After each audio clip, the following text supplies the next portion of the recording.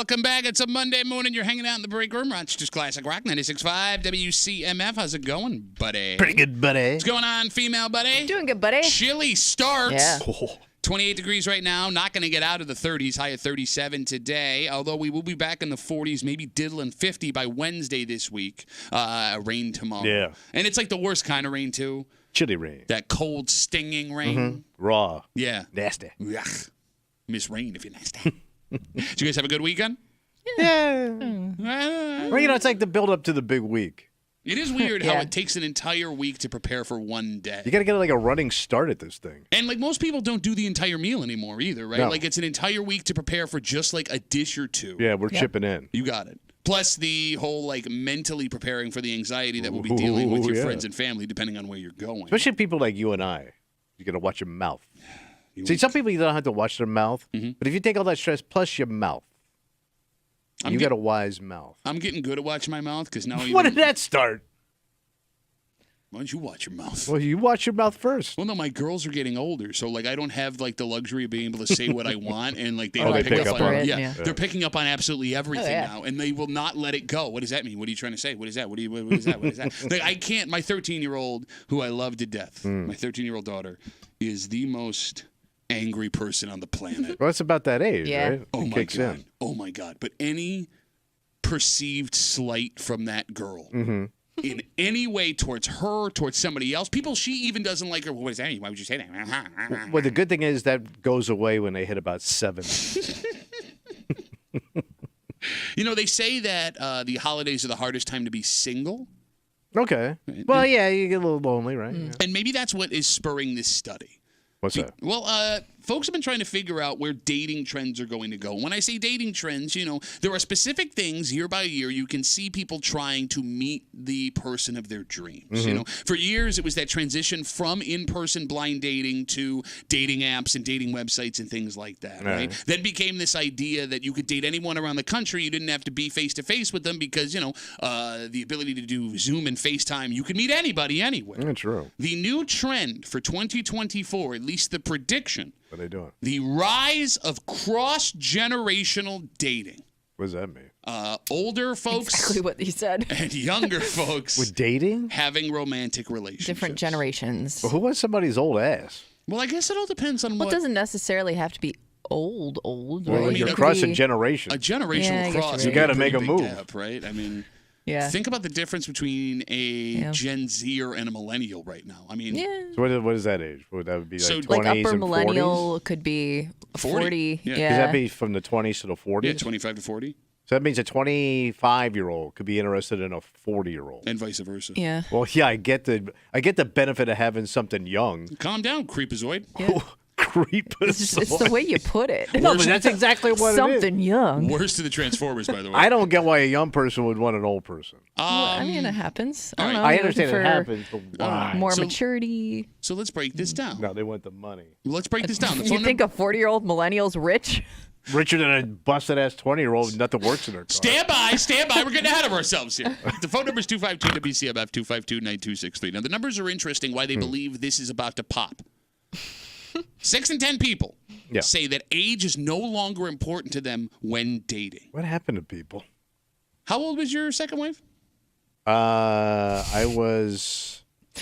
She was 21. I was 34 when I met her. I'm sorry, what were you saying before? I can't. How'd that work out? Not great. Okay, that's But the But point. there was a connection there at some point. Ask her. I don't get it. Okay. 6 in 10 people say age is not important to them when dating, and it's women starting to get in the action too. 6 in 10 single women said they are now open to dating someone younger than they are. Okay. I wonder if this is because maybe it's easier to now meet somebody that's in a different age group because of dating apps and things like that. Whereas I don't know how exposed you'd be to somebody who's 20 years older than you. Yeah, it's on hard a to go normal dating. basis. It's hard to have a blind date at the home, you know. But what I mean? but when a lot of those apps, I think you can like adjust the age range. So if age isn't an issue for you, it might be up there. But like a young guy, let's say he's 25. Would he be interested in a 45-year-old woman? I mean, that's a 20-year gap. I mean, I think maybe That's kind of what you're talking about. Well, right? I mean, it could also be as simple as a 10 to 12-year gap, Yeah. right? 45 and 25 and 37. I mean, look, my wife and I are of different generations barely.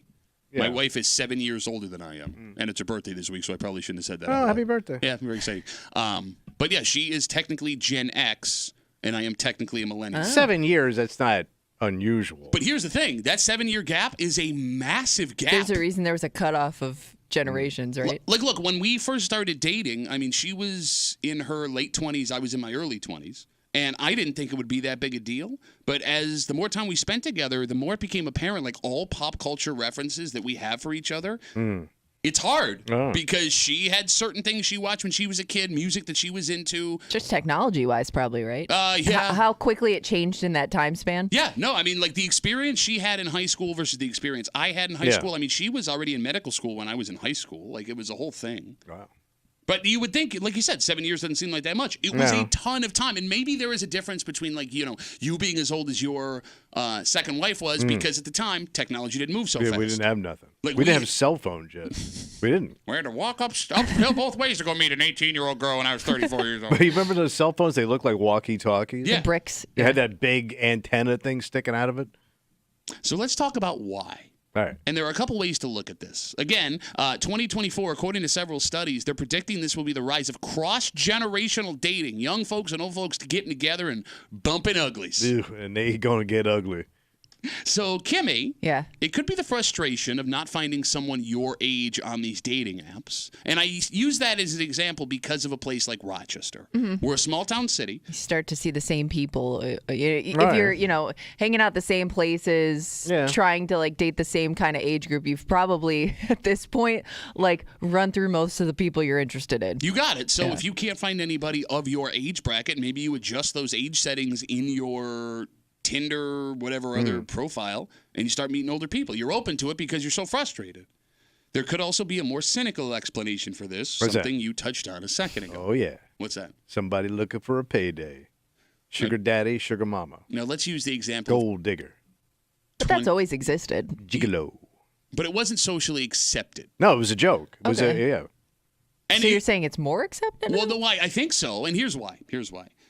There was only one way we watched this happen traditionally, and that was some older guy with money. You have an image in your head. Yes, dating some young, hot thing. Yeah. And you judge that girl for being a gold digger, and you kind of judge that guy, but you also high-fived him, which is like super creepy. But that's those bad people. yeah. The thing you literally just said a second ago, young tight thing, which was the worst Michael Jackson song of all time. Young tight thing. And probably should have tipped us off to a couple of things. But do you look the same way at a 40-year-old woman who's dating a 28-year-old guy? Because that woman is going to be, if she's a single professional woman, odds are she is way better off financially than a 25 to 28-year-old man. Sure. And I know, Kimmy, you made a joke about 40-year-old millennials not having money, which is true. Yeah. But when you look at who's better off, a 40-year-old single millennial that's had an opportunity for 15 years to build their career versus a 25-year-old I mean, Gen they Zer. probably own a house, I mean, they Maybe. could. Meh. Not a guarantee. Yeah. I just don't get the physical attraction, I guess. It would be the biggest. You were the one arguing 2 weeks Yeah. ago during the sexiest man, people's sexiest man, when it was, what's his name, Patrick Dempsey. He's pretty good looking, but he's yeah. not the normal looking guy at that age. I mean, you would have to look at me naked. No, I've seen it. It's disturbing. No, you haven't seen it in a few years, bro. It's even worse. Like, my package looks like somebody threw an octopus at a wall.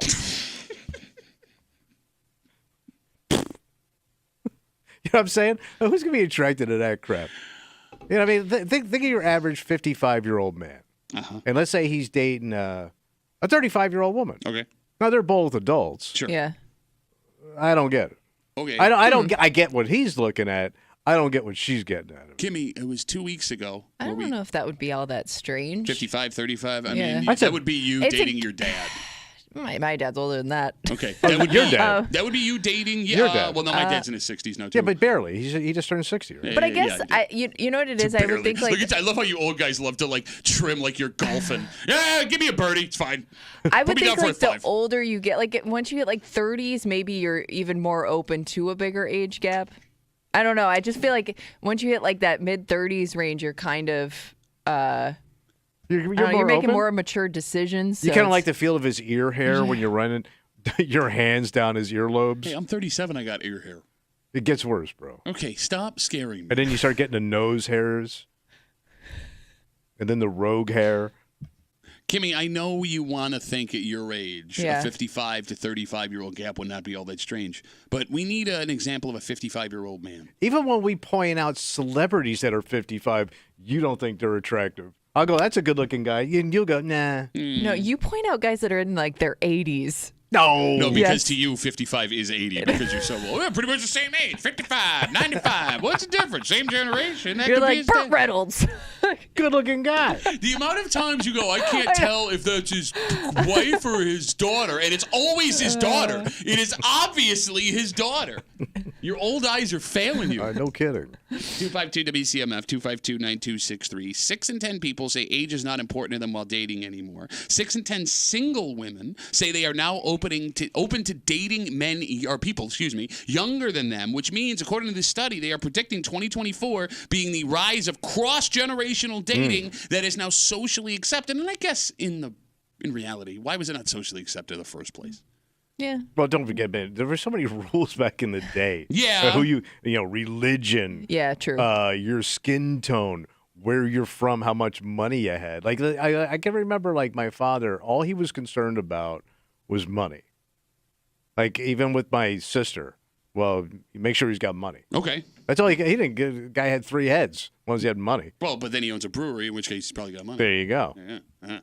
But that's not a big concern anymore. Yeah, but I mean, look, as a father, just speaking as a guy with daughters, like if my 25-year-old daughter brought home a 45-year-old boyfriend, I'm probably, I don't know if I should feel this way, but I think that would bother me. Sure. Yeah. Of course, because you want to protect your kid. And what's this clown doing? And when you're in your, You know what that clown's doing. He's a clown. when you're 45, he's gonna be 75. Like, what are we doing here? And what if he's broke? What if he's a 45-year-old busted ass? Wait, she's dating you? Yeah, okay. I was 45 and busted.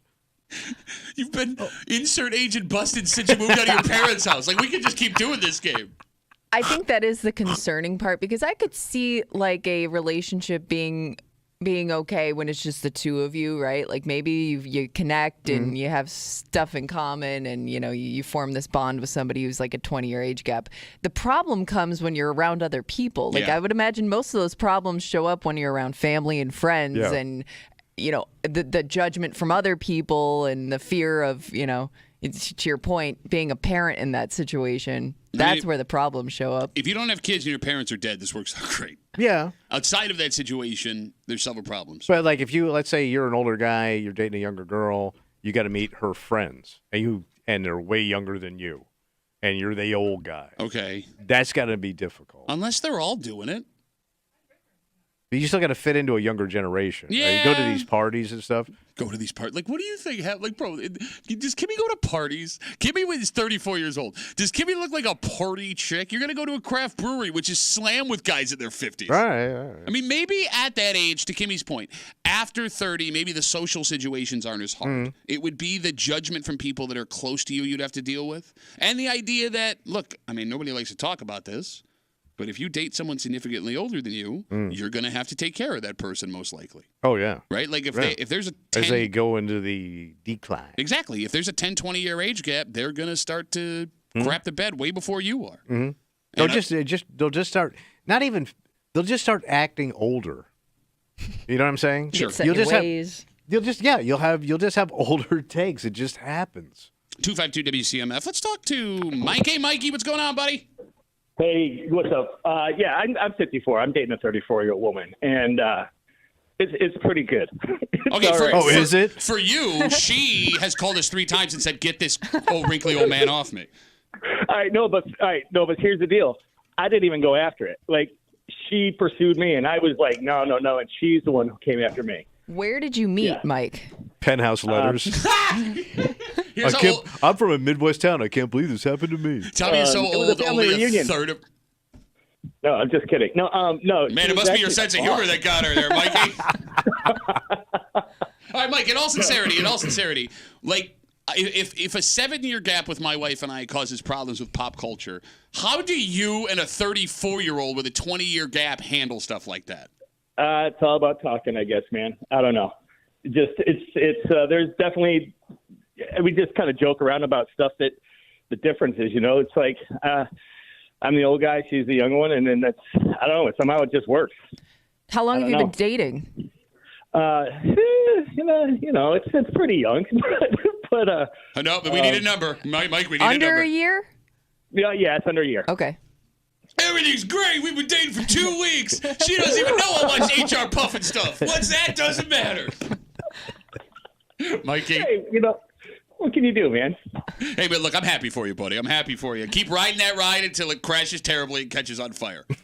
That's the story of my life. Hey, you guys are great. Keep it up. Thanks, Mikey. Have a good rest of the day. I mean, it seems like he knows what the situation is. Okay. Yeah. Let the man have fun. All right. Enjoy Everyone's yourself. happy. Yeah. All right. We got a Dynamite. She too young for you, bro.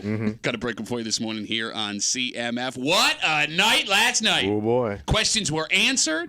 Expectations were exceeded. And at least as far as today goes, Bills Mafia is happy. Yeah. So we are now left to figure out what happens over these last 6 games.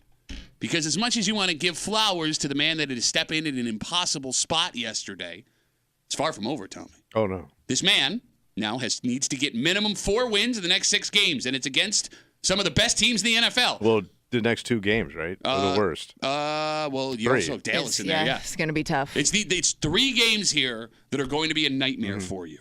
And there are 2 ways to look at what went down with this game yesterday. Was it a miracle that this guy steps in and the team rallies around him, and that's the best performance you're going to see all year? Or does this dude legitimately have a command of the offense that will change the way we've seen them play all season long? We'll get to that. Tommy made his picks on Friday. Yeah, how about that? What is that? He's so old he can't even laugh anymore. Blowout. Bonafide. You started getting scared when the boys You were did. in. When Started to walk it back a little. Danger and Giant Tommy were in here on Friday. Tommy. Big old Tommy. Inflatable Tommy. We'll recap Tommy's picks just after 7:40, 7:45. And a man who is perfect to break down what we saw yesterday. Who? What are you talking about, who? Who we getting? Well, 13 Wham legend. Oh, we're not getting Jonesy?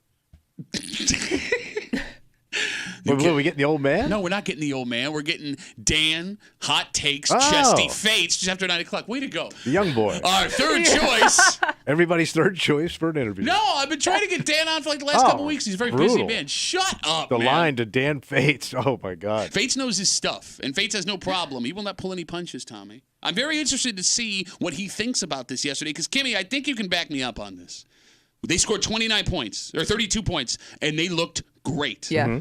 There were also 2 or 3 plays that made that game that were inches away from being a disaster. Yeah. A complete disaster. There could Sometimes, have been some turning points. look, I'm Yeah. happy and I'm Yeah. thrilled with what happened yesterday, but sometimes your eyes will lie to you. And I want to know what he thinks. Okay. And we'll get to all of that just after 9 o'clock here in the break room on CMF, plus a whole bunch more. But first, Tommy. Wait, what? If you've had a job at some point in your life, you have worked with someone that had a sketchy past. Oh, God, yes. And it's an interesting relationship you have with Yeah. that person, because they're very interesting human beings, yet you also are always like, "Gee." Yeah, they can turn on you. There are some folks east of us that probably should have been a little more "Gee." Oh, really? Well, because when the guy with the sketchy past shows up with a gun and things to say, Ooh. we'll get into it next to the break room. 96.5 WCMF.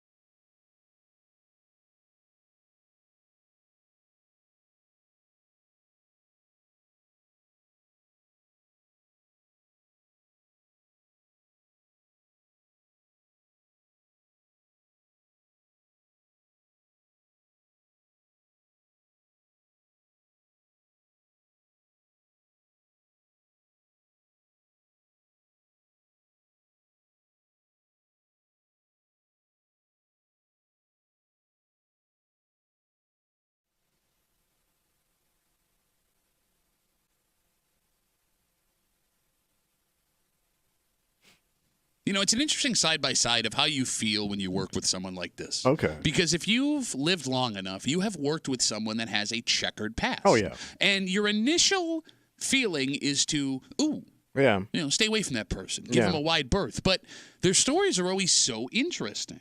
Sometimes they can give you an insight as to how people can change from mistakes they've made in their past. Oh. This is not one of those stories. What happened? In fact, it's quite the opposite. You're hanging out in the break room, Rochester's Classic Rock 96.5, WCMF. Just after 6:45, the Bills did what the Bills had to do. And there is a man this morning who is getting massive amounts of congratulations for coming in and completely fixing the offense. Yeah. And that could be exactly what we saw.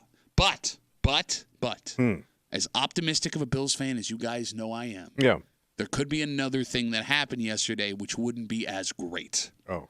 And we'll get into it just after 6:45 here in the break room on CMF. The story comes to us from just east of the greater Rochester area, and it happened at a Wendy's. According to police, that Wendy's employed a 28-year-old former imprisoned human being. Okay. An ex-con. You got it. All right. And according to police, that 28-year-old employee threatened to kill some people that he worked with. And At the burger joint. Yeah. And this wasn't one of those stories, Tommy, where you're saying something you don't mean on like a frustrated double shift. Yeah. Police say that after he had left work, the employee went back to the job while he was not working and brought a gun, No. which he showed multiple coworkers while telling several of them, "I'm going to kill you." Damn, man. What makes this more scary... Was he still wearing a smock? That I don't know, but I can tell you what he was wearing, according to police. An ankle monitoring bracelet, because this man was still currently on parole at the time, according to authorities. So he was on work release, basically. That I don't know. Like you can come and go, like at a halfway house or something? I mean, he could have just lived where he lived, and they just need to know where he was at all times. Okay. I mean, that's so he's got also- the ankle monitor. ankle monitoring bracelet, yeah. All right. Gun that he and brought he's back to work. pissed off. Threatening All to right, kill okay. multiple people. That's a lot going on there. And it was an interesting choice by him if the allegations are true, because that ankle monitoring bracelet made him very easy to find, which the police did and promptly made an arrest. He's being charged with a whole bunch of bad stuff. Yeah, including having a gun. Yes. Yeah. Also very illegal. Yes. Yeah. So everyone listening has worked with someone at some point in their life that has had a checkered past, right? Arrest, prison time, really bad decisions. Tell me, how do you handle working with that person? Well, sometimes you don't know at first. Okay. Like that doesn't come out right away, but it comes out sometimes in casual conversation. Yep. Or when they lose their crap. You know what I mean? What do you mean when they lose their crap? Because they'll start saying, well, they'll basically start talking about their life and how tough they are because of past I experiences. love how you turned this into a Wire episode all of a sudden. I've done time and I'll get you. Kind of like that. Like we worked with this one kid that had done a lot of time that we didn't know about, and from juvenile on up. Okay. And then it all started to make sense. Like he was like a Richie Incognito type of character. Gotcha. Not size, but like he was taught to suppress his anger, and it came Until out. it came out. Yeah, and then you really didn't want to be around this kid. Kimmy, have you worked with people that have done time in your past?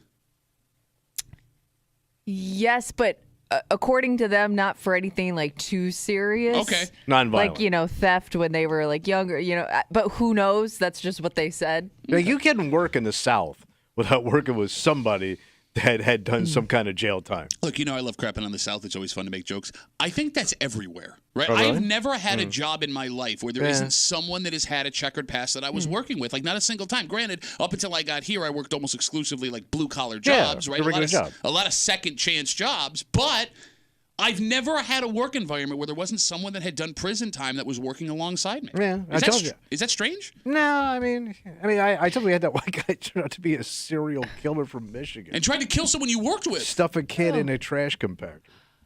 Tried to, did not accomplish. Yes. Yeah. It's funny too. A lot of the jobs where you do work with people like that is when you're usually a younger person, too. Yeah. Which Coming up. seems like a bad combo, but You talking about influence-wise? Yeah. Okay. like depending on what kind of job you're working. Well, if you're working a regular job, and let's say you're a kid, and there's one guy there, he's about 45-ish, and he's never been married, and you don't know really where he lives. There's your guy. Because I can do nothing about this dude. Yeah, but okay, but now you're going to have a bunch of people who are totally Now above board suspicious. that have that in their yeah, background. sure. People will be like, oh, wait a minute, going to work today. And maybe they're good. Just keep an eye on them. Maybe they are good people. Keep an eye on them. What does that even mean? Keep an eye on them. Watch your wallet and watch your mouth. The phone number is 252-WCMF. When you are working with that person with a checkered past, prison in their past, whatever it is, how do you handle working with that person? Are you always scared of that person? Do you avoid that person? Are you intrigued by that person? I mean, they always have some pretty cool stories, you know? I mean, the conversations you have with that man or woman, if they're willing to open up, are the most interesting times you'll have at work. So I was in a break room where we had 3 different women, girls, on break, that all 3 of them at one point were prostitutes. Okay, but that's a different kind of doing time. Not necessarily, because they also had, like, violent pasts. Okay, I Oh. take back what I said. With family and friends and being on the streets. And I remember, like, sitting there going, they didn't know each other. But they all found out all 3 of them at one time worked the street and now were cashiers at the store. That's it. Okay. That's insane amount of prostitution in a break room. That ain't work. This isn't the prostitute store. The prostitute I'm store? working for a grocery store, man. Yeah. And there's 3 ex-hooks Yeah. that are now, and you would never know it. Like, if you just, they were a nice girl, but you would never know they had this in their past. Okay, but to that point then, I mean, is it something you should be concerned about when you're going to work? Because look, you want to believe, at least some people do. There are 2 types of people. There are folks that will look at folks that did time and think they're non-rehabable and Yeah. something's going to happen eventually. And look, a story like this where a guy who works at Wendy's at 28 years old goes back while wearing an ankle monitoring bracelet with a gun and threatens individually coworkers saying they're going to kill them. You look at this story and go, see? But then I think everybody also has examples of that person that they Yeah. worked with that did time where they were a They help break the stereotype, I guess. Exactly, Yeah, like right? you know, they bring you learn more about that person. You think you have an image in your head of what that person's like, and then they kind of change your mind. I mean, it all comes down to who's who on an individual basis, but that's not how the human brain works, right? No. You want to lump everybody into one big group. And once you get that in your head, you're never going to get it out. Really? You've never worked with people that had a checkered past where eventually you kind of forgot about it? Not forgot, but like they were still, they just became a coworker. Yeah, I mean, yeah, but those people weren't violent. Okay. I think it's the violence is the game changer, Okay. you know? Yeah. Well, I don't can see know, that. because there's a guy that we knew really well. I'll tell you what, sit on that for a second. 252-WCMF. Let's talk to Tom. Hey, Tom, what's going on, buddy? Hey, going well. How are you guys? Good, man. What's up? All right, so back in 2020, I worked at Home Depot. This was around when COVID started going around, and I was stocking shelves with this one guy. Don't say any And names, Tom. So, I won't not say any names. Thank you. And so he was stressed, like, oh, I hope I get to keep this job. And I said, well, what's wrong? And so he'd been there for about a week, and he said, I have a criminal history. And I made a mistake of going, oh, how bad is it? And he goes, I got charged for assisted neglected homicide. Whoa. Yeah. And Assisted, though. What does that even mean? Did he say neglected? Neglectful homicide? What is it? How does that yeah, work? it was don't those wanna know. 3 words. Okay, all right. Okay, so But, go ahead, Tom. I'm sorry. So like, I had worked with him for a week. He seemed fine, a good person. And then like when you get told that, it's like, oh, well, what happened with that story? But I didn't ask him. I didn't want to. Yeah, that was a open good that can of move. That worms. was a good. All right, Yeah. so Tom, how long was he there for? So Uh-oh. I'm trying to remember. It was about 2 weeks. Long story short, it was Home Depot had needed help, but they hired people without completing the background check Well, it was COVID. because they were short-handed back then. Yeah. Sure. Mhm. So when they figured out what was going on, they ended up letting him go. Yeah, we didn't see him a few days after he told us that backstory. Gotcha. So I mean, I guess you never really know what would have worked out for that guy. Yeah. No, I think if it was like a lesser charge, like petty theft or something, like maybe they could have gotten away with it. But if you attach murder to any charge, I don't think there's a chance you're going to keep a public job. Okay, usually. all right. Well, Tom, that's a good. I will theory. say this. I think I would be more understanding if I could also have been accused for the crime that person did, No, but I I mean- got away with it. Like, Yeah. neglectful homicide sounds like something I might do. Tom, thanks for the call, buddy. I appreciate it. Like, I What? just never got around to feeding her. So you had said a second ago, when it comes to certain crimes, you like can't look past them, Right. right? Like murder is the Anything is gruesome. Okay, there is a guy who we know, Yes. who we met through this show. Yeah. And if you've listened to the show for a very long time, you remember John the Break Room Prison Consultant. Yeah, great guy. That guy killed people. Right. But organized crime. Okay, but he still did time. Yes, he did. Right. And he did. And look, he did it. He had to do. I mean, Super intelligent, great personality, great guy. very respectful, very wise. Yeah. Very wise. You would have never known No. that guy did that. And look, lucky for us, when it comes to perspective, he was very open about what he did and the time that he served. Yeah. But like, he was this kind old man by the time we had come across But him. we never saw Phil Sherman again. No, but I'm guessing he's unique. But see, But we that's don't just know. it. That's just it. And again, it comes down to Yeah. each individual person because it's meeting a guy like that along Yeah. the journey of life where you go, all right, maybe what I was thinking about folks like this were completely wrong. But that could also maybe be a dangerous way to think because you're right. Sure. There are some people that, for whatever reason, Yeah. they're that way forever. Right. You know what I mean? So there is no answer to how you're supposed to handle a situation I like guess. this. I mean, I guess how you feel about that person. No, but even that's dangerous because you could really, really like someone. It's like you said, someone can have a personality where they're a good They're charming. Yeah, and they're a good human being. And That's how they got the person in the car. and then all of a sudden something goes wrong and that switch flips and Yeah. uh-oh. But I think I'd rather work with a convict than a hothead. Because Well, I've but had you don't more know, problems. It could be a combo with the two. Well, but the hothead, conhead. Yeah. the hothead is always a pain in the ass to deal with. Okay. Like you always have to work around him. Okay. Where that, to your point, that convict could just be head down, keep quiet, do his job, doesn't want any trouble. Yeah, you're right. And the hothead can't control himself. You're right. It's all individual. It's I'll all- take convict over hothead. Okay, for 200, Alex. All right, let's take a break.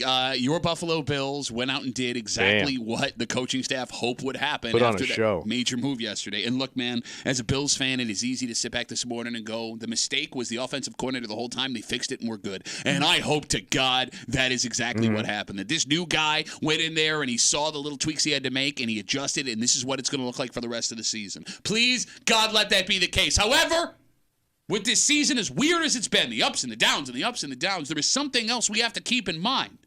Because you want to buy back in. Yeah. You want to believe those that walked away. But something else could have happened yesterday, and I Okay. think we at least have to have the discussion. All right. We'll get into it. Next on Post Game Monday here in the break room on CMF.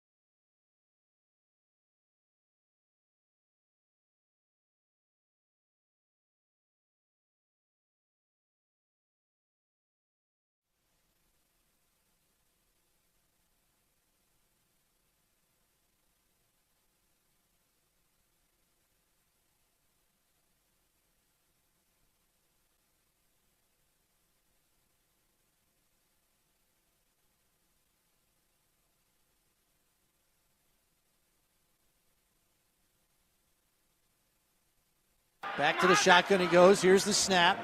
3-man rush. Jets drop an 8. And the pass is complete to Shakir. Gets away from the tackler to the 40, 35-30. Doubles back to the 20. Still loose. He's going all the way for the touchdown. 81 yards to pay dirt. Khalil Shakir. Wow. Where were you for the Khalil Shakir game? There were lots of questions going into this game for the Bills yesterday. Yeah. Most of them revolving around a man who got an unexpected promotion this week. And it's a lot of pressure for a team in a must-win game. So today, Bills Mafia, are you feeling all the way back? Well, you got to feel good. Yes. You beat the best defense. One of the best defense in the league, yes. And your defense played great. You did. Tore it up. You do have some issues again after yesterday. You're hanging out at the pre-curb It's just classic rock 96.5. WCMF. Your Buffalo Bills get a much-needed 32-6 win over the Jets yesterday in Orchard Park. And let's be real, it didn't even feel that close.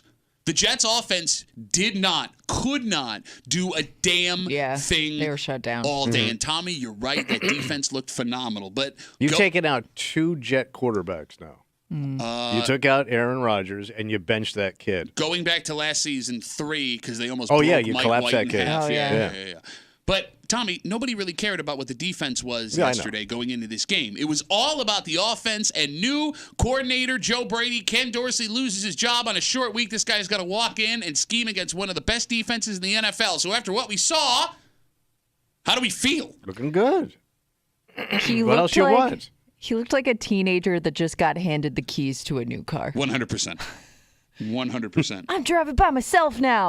When did the Bills hire 1999 Eminem to be their offensive coordinator? Yeah, the gold chain was a little bit much on the outside of the shirt. I mean, whatever, you be you. That was a tight hairline. Tight. And like I told you, I couldn't hairline. tell if he was a redhead or not because it was cropped so tight. I couldn't tell if the guy's going Why bald. do you need to know? Well, you're looking at the guy. I go, is he balding? Is that his look? Is he a redhead? Still a weird take. I can't. I don't What know. color It's hair does he have? Well, they kept showing. I couldn't figure out his hairline. The Jets, D, as you said, is a great defense. And the Bills went out and scored the most points as a team since that Dolphins game in Week 5. So are we back? Look at me. What else should you want? Should I go book my hotel in Vegas for the Super Bowl right now? Let's go. Okay. There are one of 2 ways this can go from this point forward. What Joe Brady did yesterday with that offense was unbelievably impressive. We talked last week about how 5 days to get ready for this Jets defense was almost impossible, and he did just that. This could mean, Tommy, he is the man for the job, and we're about to watch the Bills go on an epic run to end the season.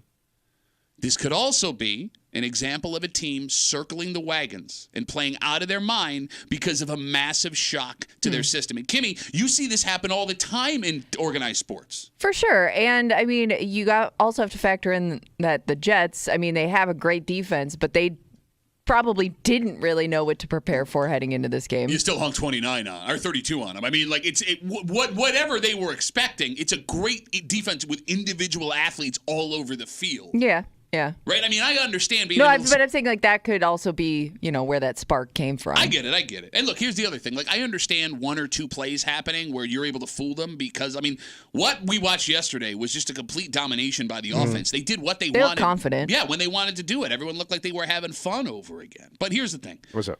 When it comes to teams circling the wagons after massive shocks, right? When a coach gets fired, when a superstar player goes down, you'll all of a sudden see teams do things you never expected them to do. Tommy, it's called the Ewing theory.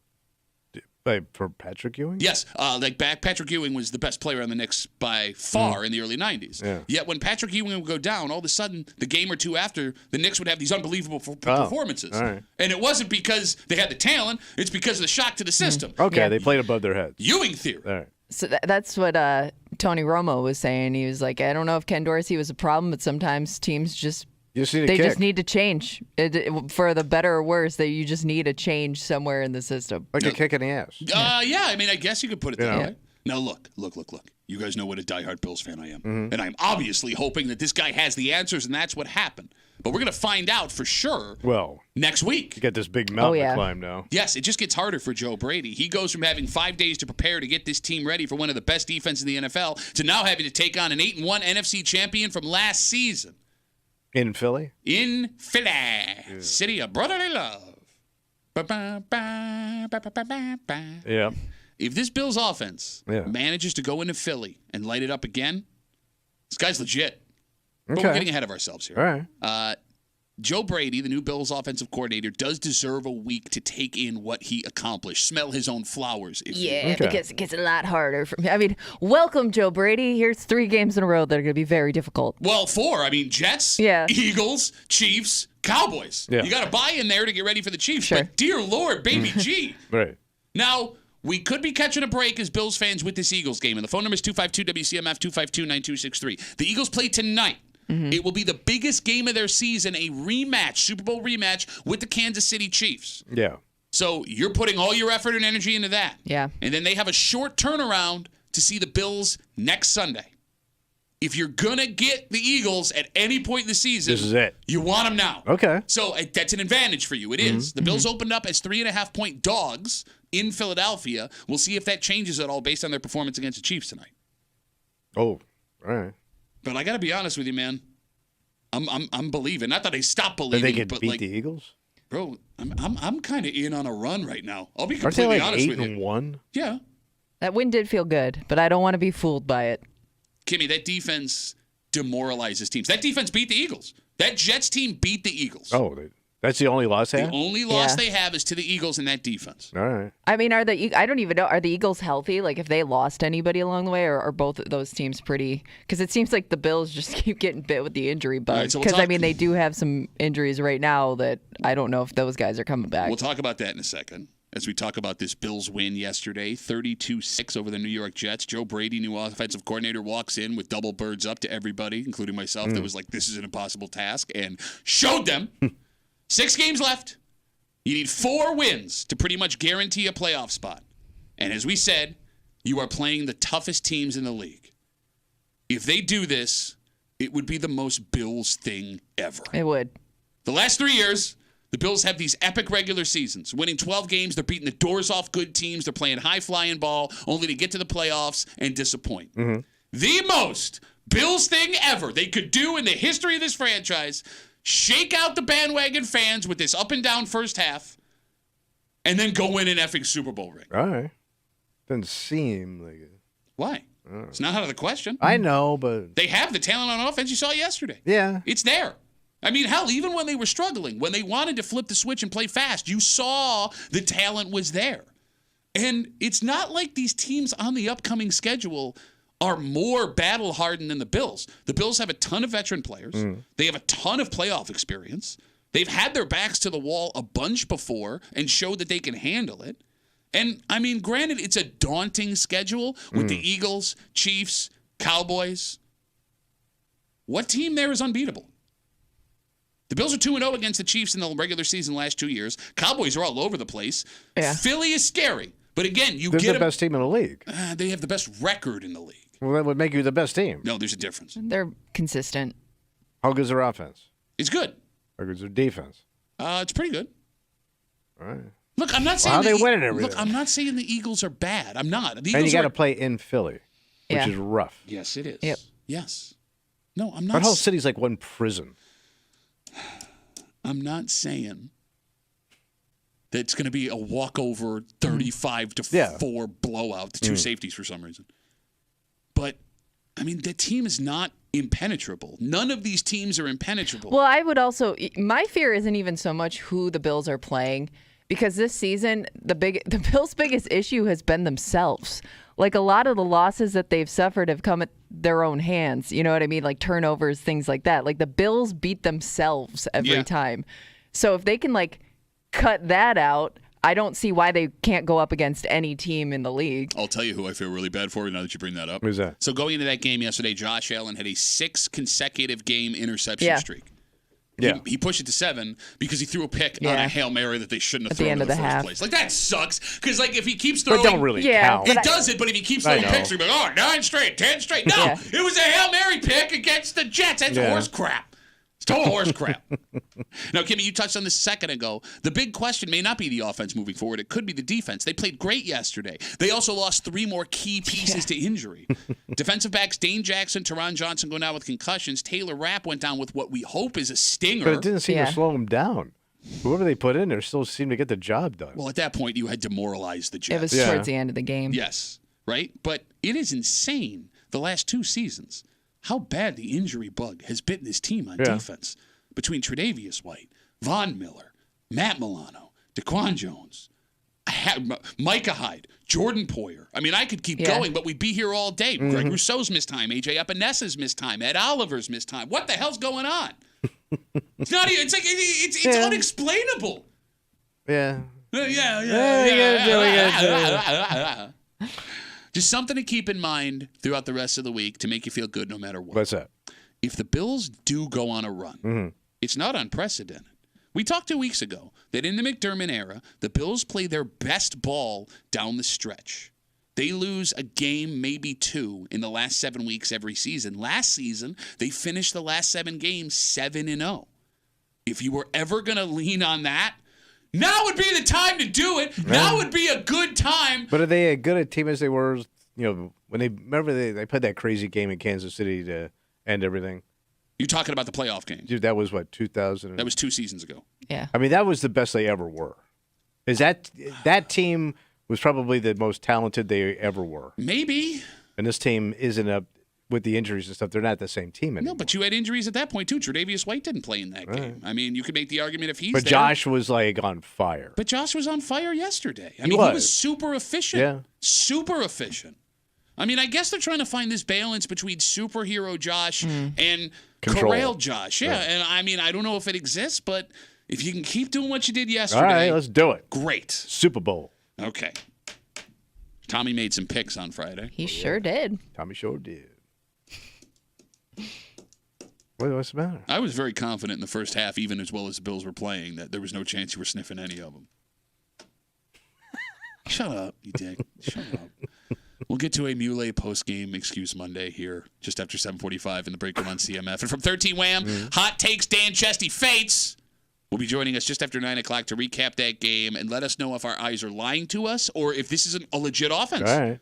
We'll get to it just after 9 here in the break room on CMF. Speaking of Dan, there was another man named Dan that has reached out to us. He reached out to us Friday after the show. What does Dan want? Well, there are 2 kinds of Thanksgiving dinners you will see. Okay.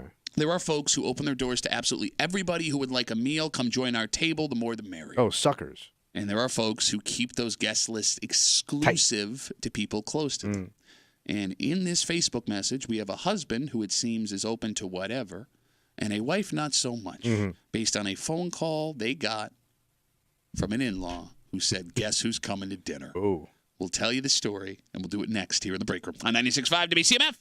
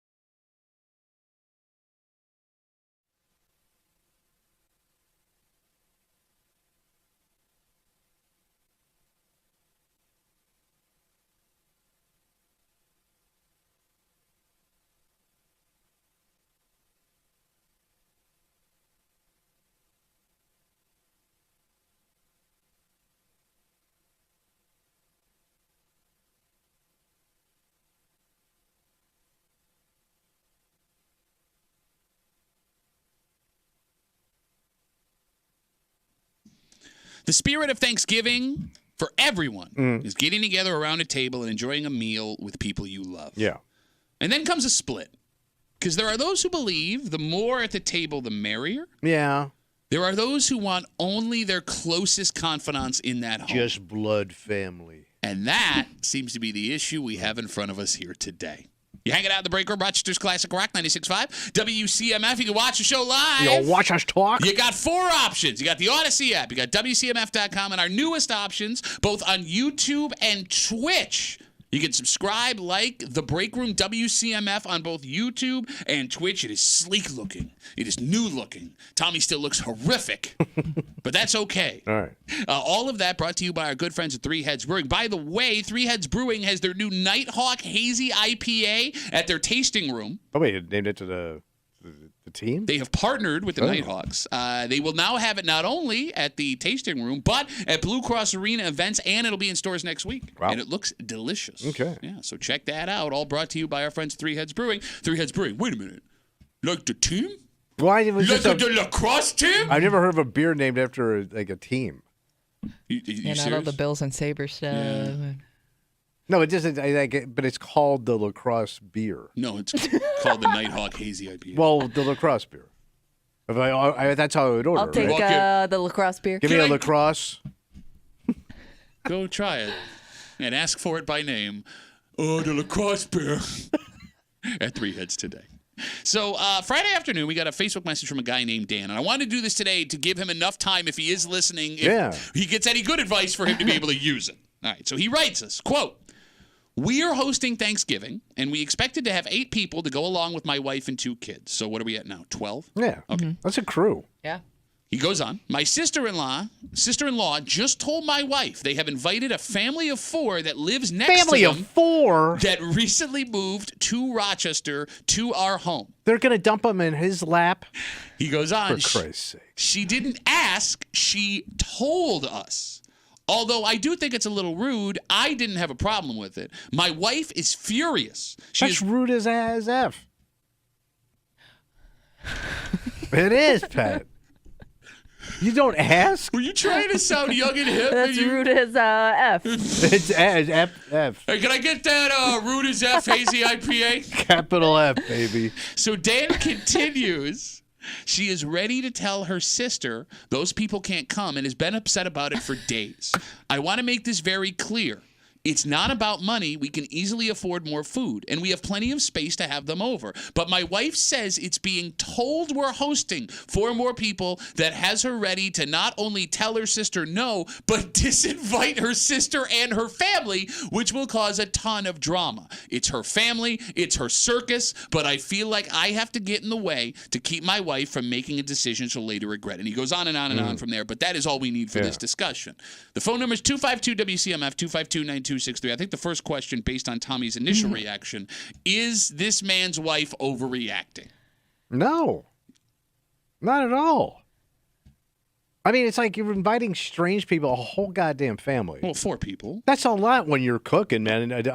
Yeah, and I'm assuming if you're hosting, it's likely you already went and bought everything. You got to go shop. Okay. Yeah. And like she didn't even ask. She just said they're coming. Yes. And now we're going to be eating dinner on some. Now I got to eat with strangers like I'm on some crappy cruise. Okay, but there's also going to be 12 people there already. It's not like adding 4. Everyone's But gonna be you like, know how it is, man. They don't fit in. They don't belong. They ain't us. They don't belong. You they wanna ain't eat, us. You want to They eat could with be your own cooler kind. than some of your Your family own members. You never kind? know. You know what I'm saying? No. Family. It's Really? a family. I don't know these people.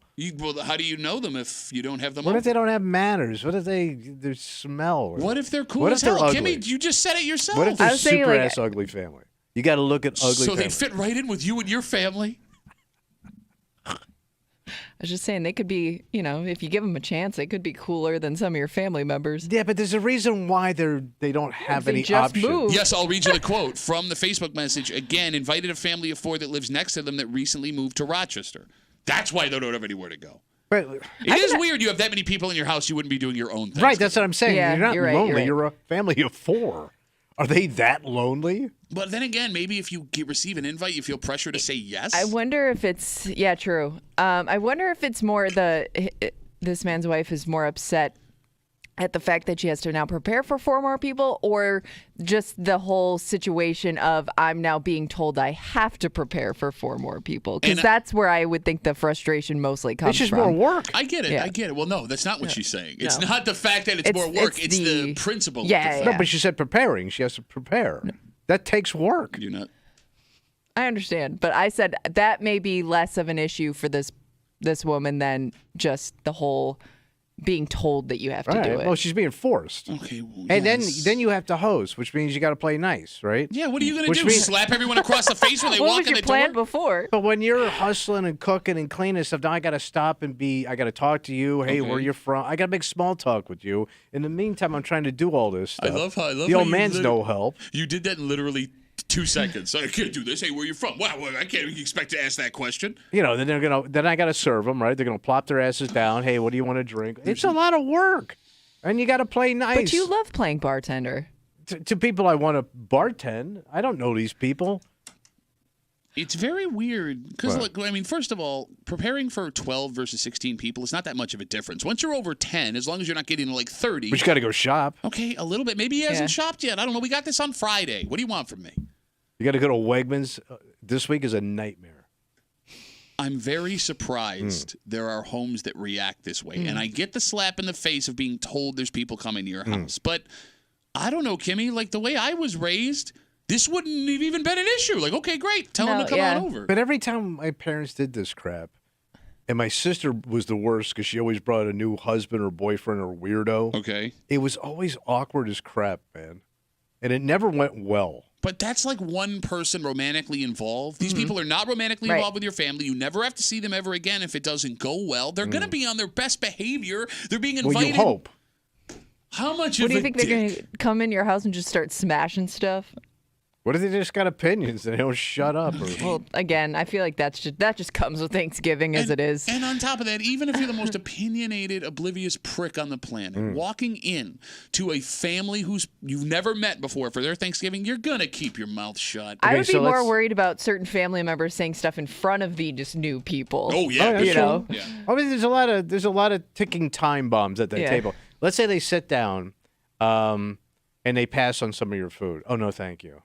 Oh, that's not for me. Oh, that actually solves the issue you had before because that's less I gotta prepare. No, but would it piss you off that they don't like some of your food? Yeah, I would feel obligated to eat everything. Yeah, I if would that was too. me. But let's say they're a bunch of veggies. They're vegetarian. Well, but then why would they be going to a stranger's no, Thanksgiving? they'll eat, but they won't eat the turkey. Okay, well then, yeah, And then they'll fine. have some questions. Is there salt in this? They're a Has any- vegetarian that doesn't eat salt. Has any bacon touched this food?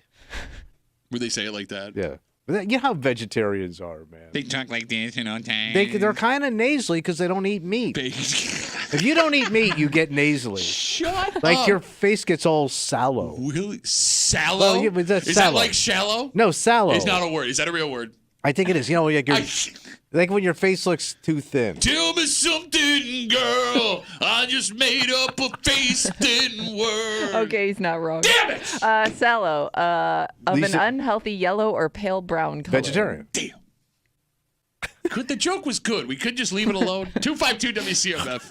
252-9263. Facebook message from a guy named Dan. We got it Friday afternoon. Long story short, his sister-in-law called his wife. He's hosting Thanksgiving. They're going to have 12 people all together, according to his message. Said, by the way, you're going to add 4. We invited a family that lives near us that just moved to Rochester. His wife is furious, says she's ready to tell her sister not only can those people not come, but now her sister and her family can't come. Dan says, yeah, I agree it's rude, but we can afford the food. We have plenty of space, and you're going to make a mistake if you make a big deal out of this. Okay, so we've decided whether or not you have made a decision whether or not you think it's rude for this to happen and they should come. The big question here, and it's the one that Dan needs guidance on, What's that?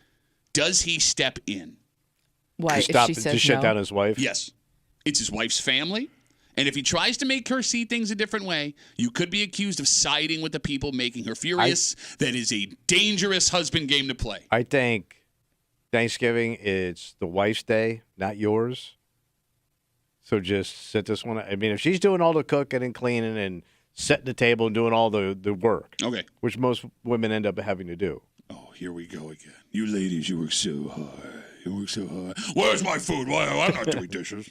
But you know what I'm saying. Sure. I mean, I think you have to let the wife make the decision for the family, Okay, let me ask you whether this. you agree with it or not. Let me ask you a question. Do you think by calling her sister and telling her sister they can't come and now you can't come, would that be a mistake? It's a mistake, but I'm going to let my wife make it. Do you understand? But it's her family. It's her family. Yeah. I'm You not going guys to are step such in. cowards. No, You guys are I'm not going to tell my wife how to treat her family because Yeah. I wouldn't want No. her telling me how to treat my family. Again, but you know what I'm saying? No, I don't want to get involved. It's not going to end well for you because nobody wants to be told no, Okay. and especially a wife on Thanksgiving. Now look, And she's right. The thing about it is she's right. oh my God, it's not that big a deal. It's though. not that big You're of a making deal, but on mountain out of a principle, molehill. it's not. Etiquette says you don't bring people Etiquette? without asking the host. What are you, Mrs. Doubtfire? Shut up, etiquette. It would be Emily Post. She wrote the complete book of etiquette. Do you know you can sneeze at a table if you turn your head and say, "Excuse me"?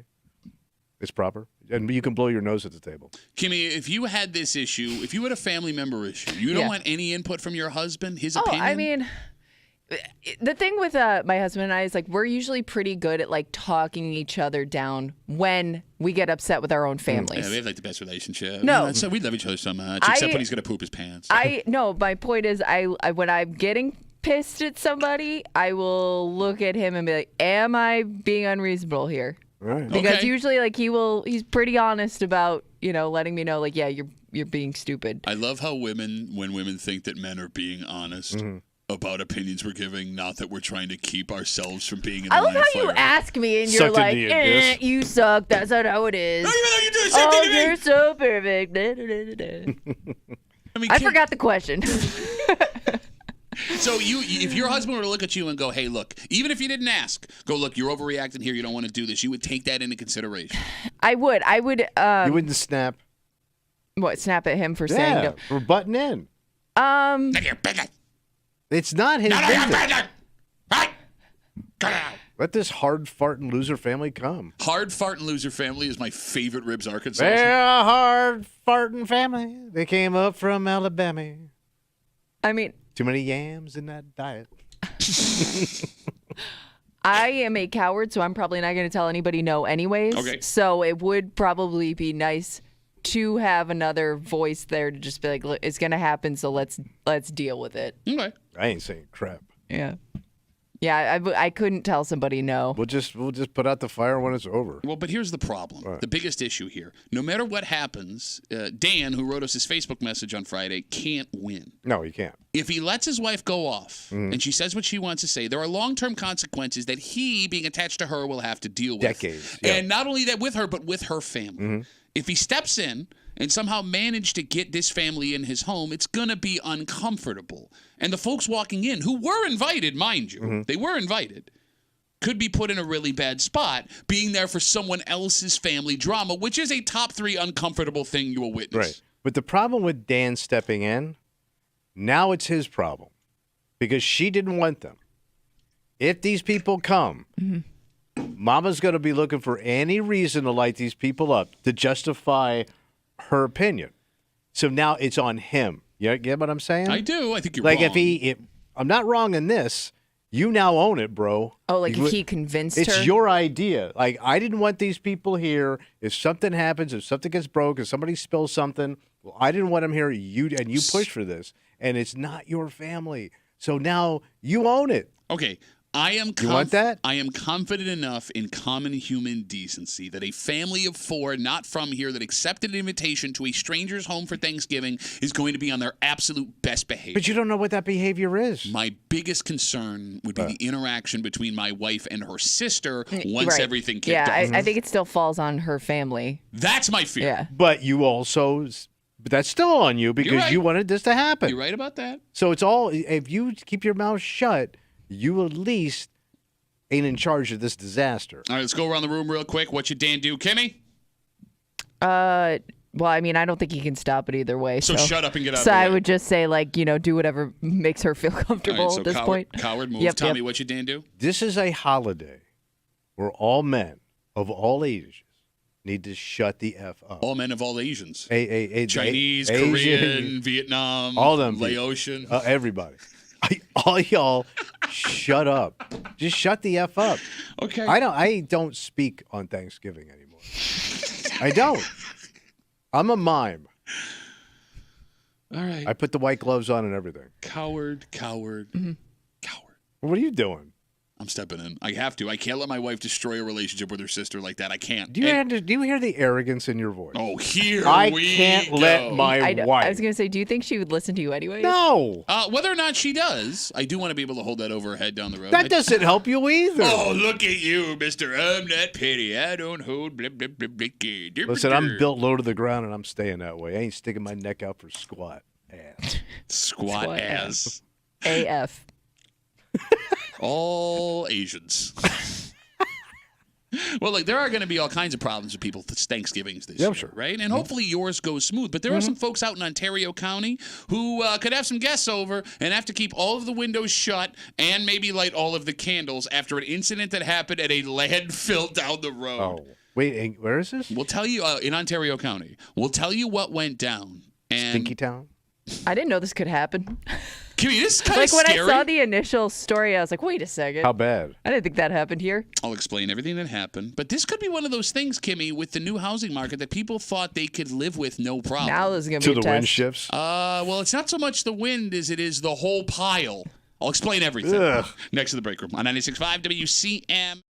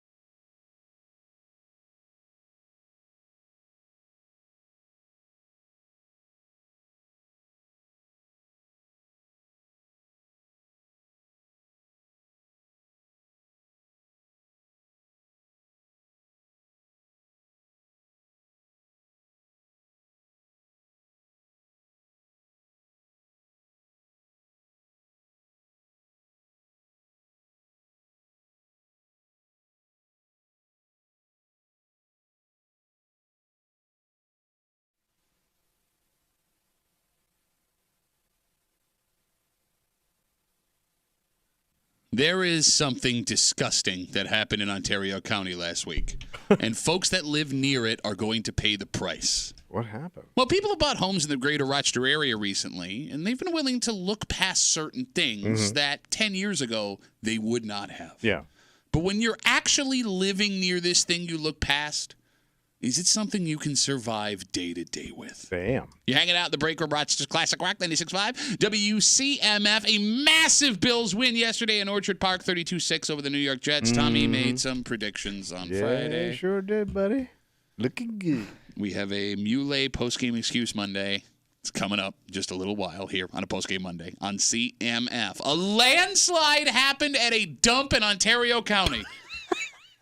Wait, how did a landslide? Yeah. Yep. So how high is this goddamn thing? Pretty high. Pretty big hill. They could have made it smaller, but they were afraid of changes because they lived their life around.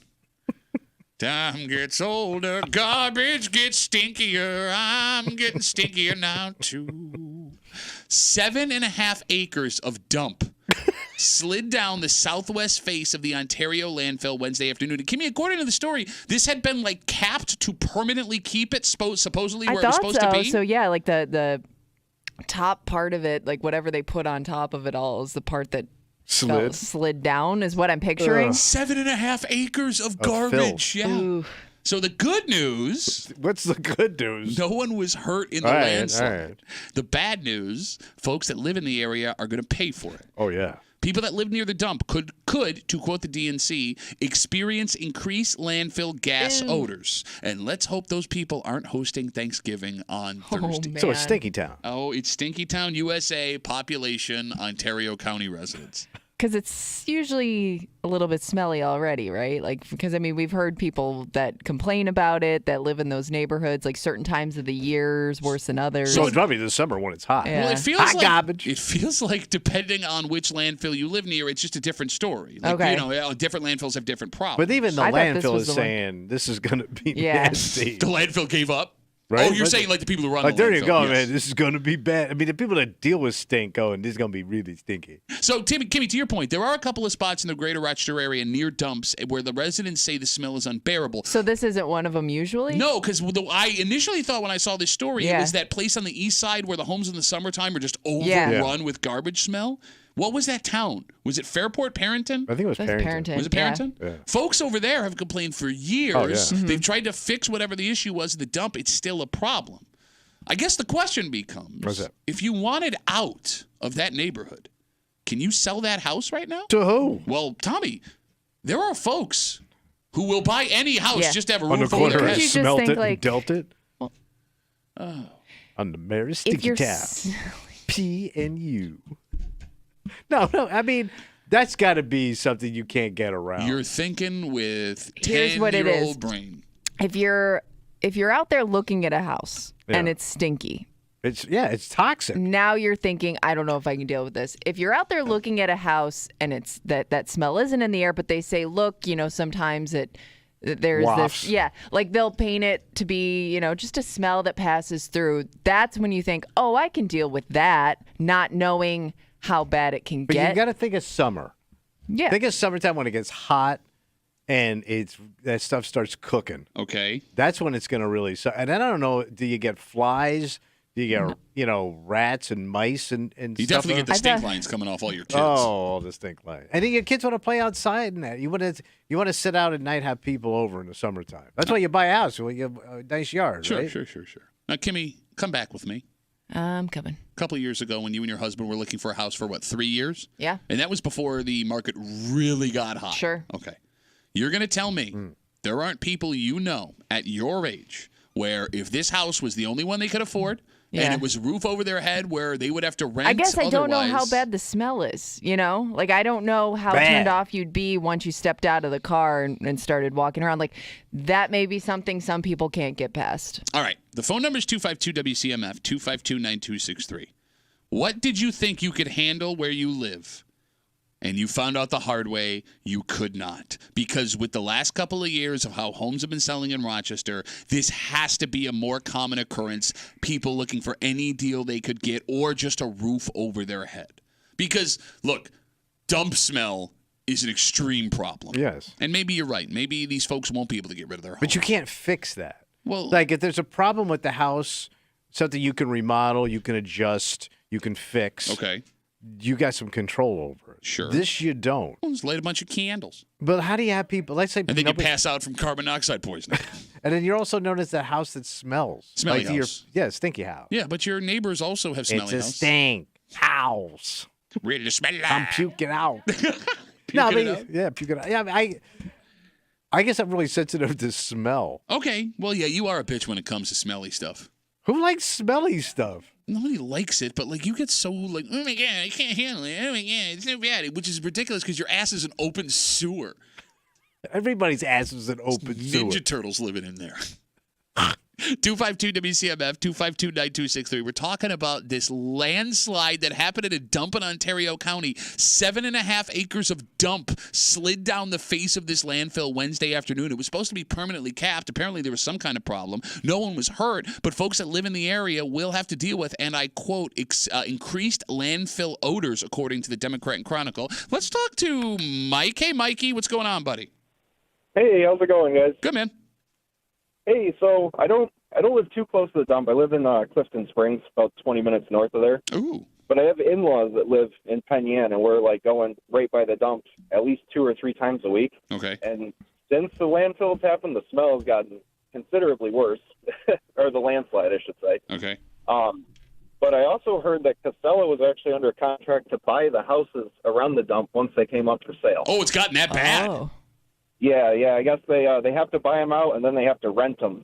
Like they have to basically rent them to people instead of letting them go on the market now. Hey, Mike, let me Wow. ask you a question, just out of curiosity. Are you sure the smell isn't your mother-in-law? Oh well, I don't think so. But Okay, good answer. Good Yeah, answer. yep. which Don't way get the yourself wind's in blowing, trouble. I guess. I mean, like, so your in-laws, are they ready to get out, or can they tolerate it? Well, they're in Penn Yan, so it's another probably 20 minutes south of there. Okay. So they don't really smell it. You can't smell it down there, but we just happen to drive by it almost every day. All right, well, that sounds pretty rough. Mike, thanks for the call, buddy. I appreciate it. Oh yeah. All right, good luck with your smelly mother-in-law, buddy.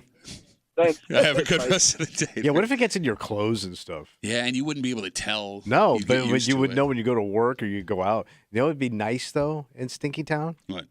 Nobody bothering you. Like, you wouldn't get... You're the Grinch now. You've No, but become think the about Grinch. this. No carolers, no Christmas, no Girl Scout cookies, Okay. no car wash people coming by banging on your door, no religious people. Like, everybody would avoid your neighborhood because of the smell. It would have its benefits. Yeah, that's a terrible way to live. No, it's not. I don't have vendors banging on my door. Yeah, but you got it. You're always smelling bad stuff. Yeah. Now, I love how we've switched sides all of a sudden. I'm just thinking of a benefit. I'm trying to think like you. You said maybe there is a selling point here. Okay, all right. You get to be alone and smelly for the rest of your Yes. life. 252 WCMF. Let's talk to Redneck. Hey, Redneck, what's up, buddy? How's it going, fellas? Good, man. So, obviously, y'all know I'm a truck driver, and that is the worst landfill that I have ever been And you're a to redneck. or been around. No, wait, it's terrible, wait. Have guys, you been like, between seriously. Tommy's mother's legs? That's a lot better than a landfill.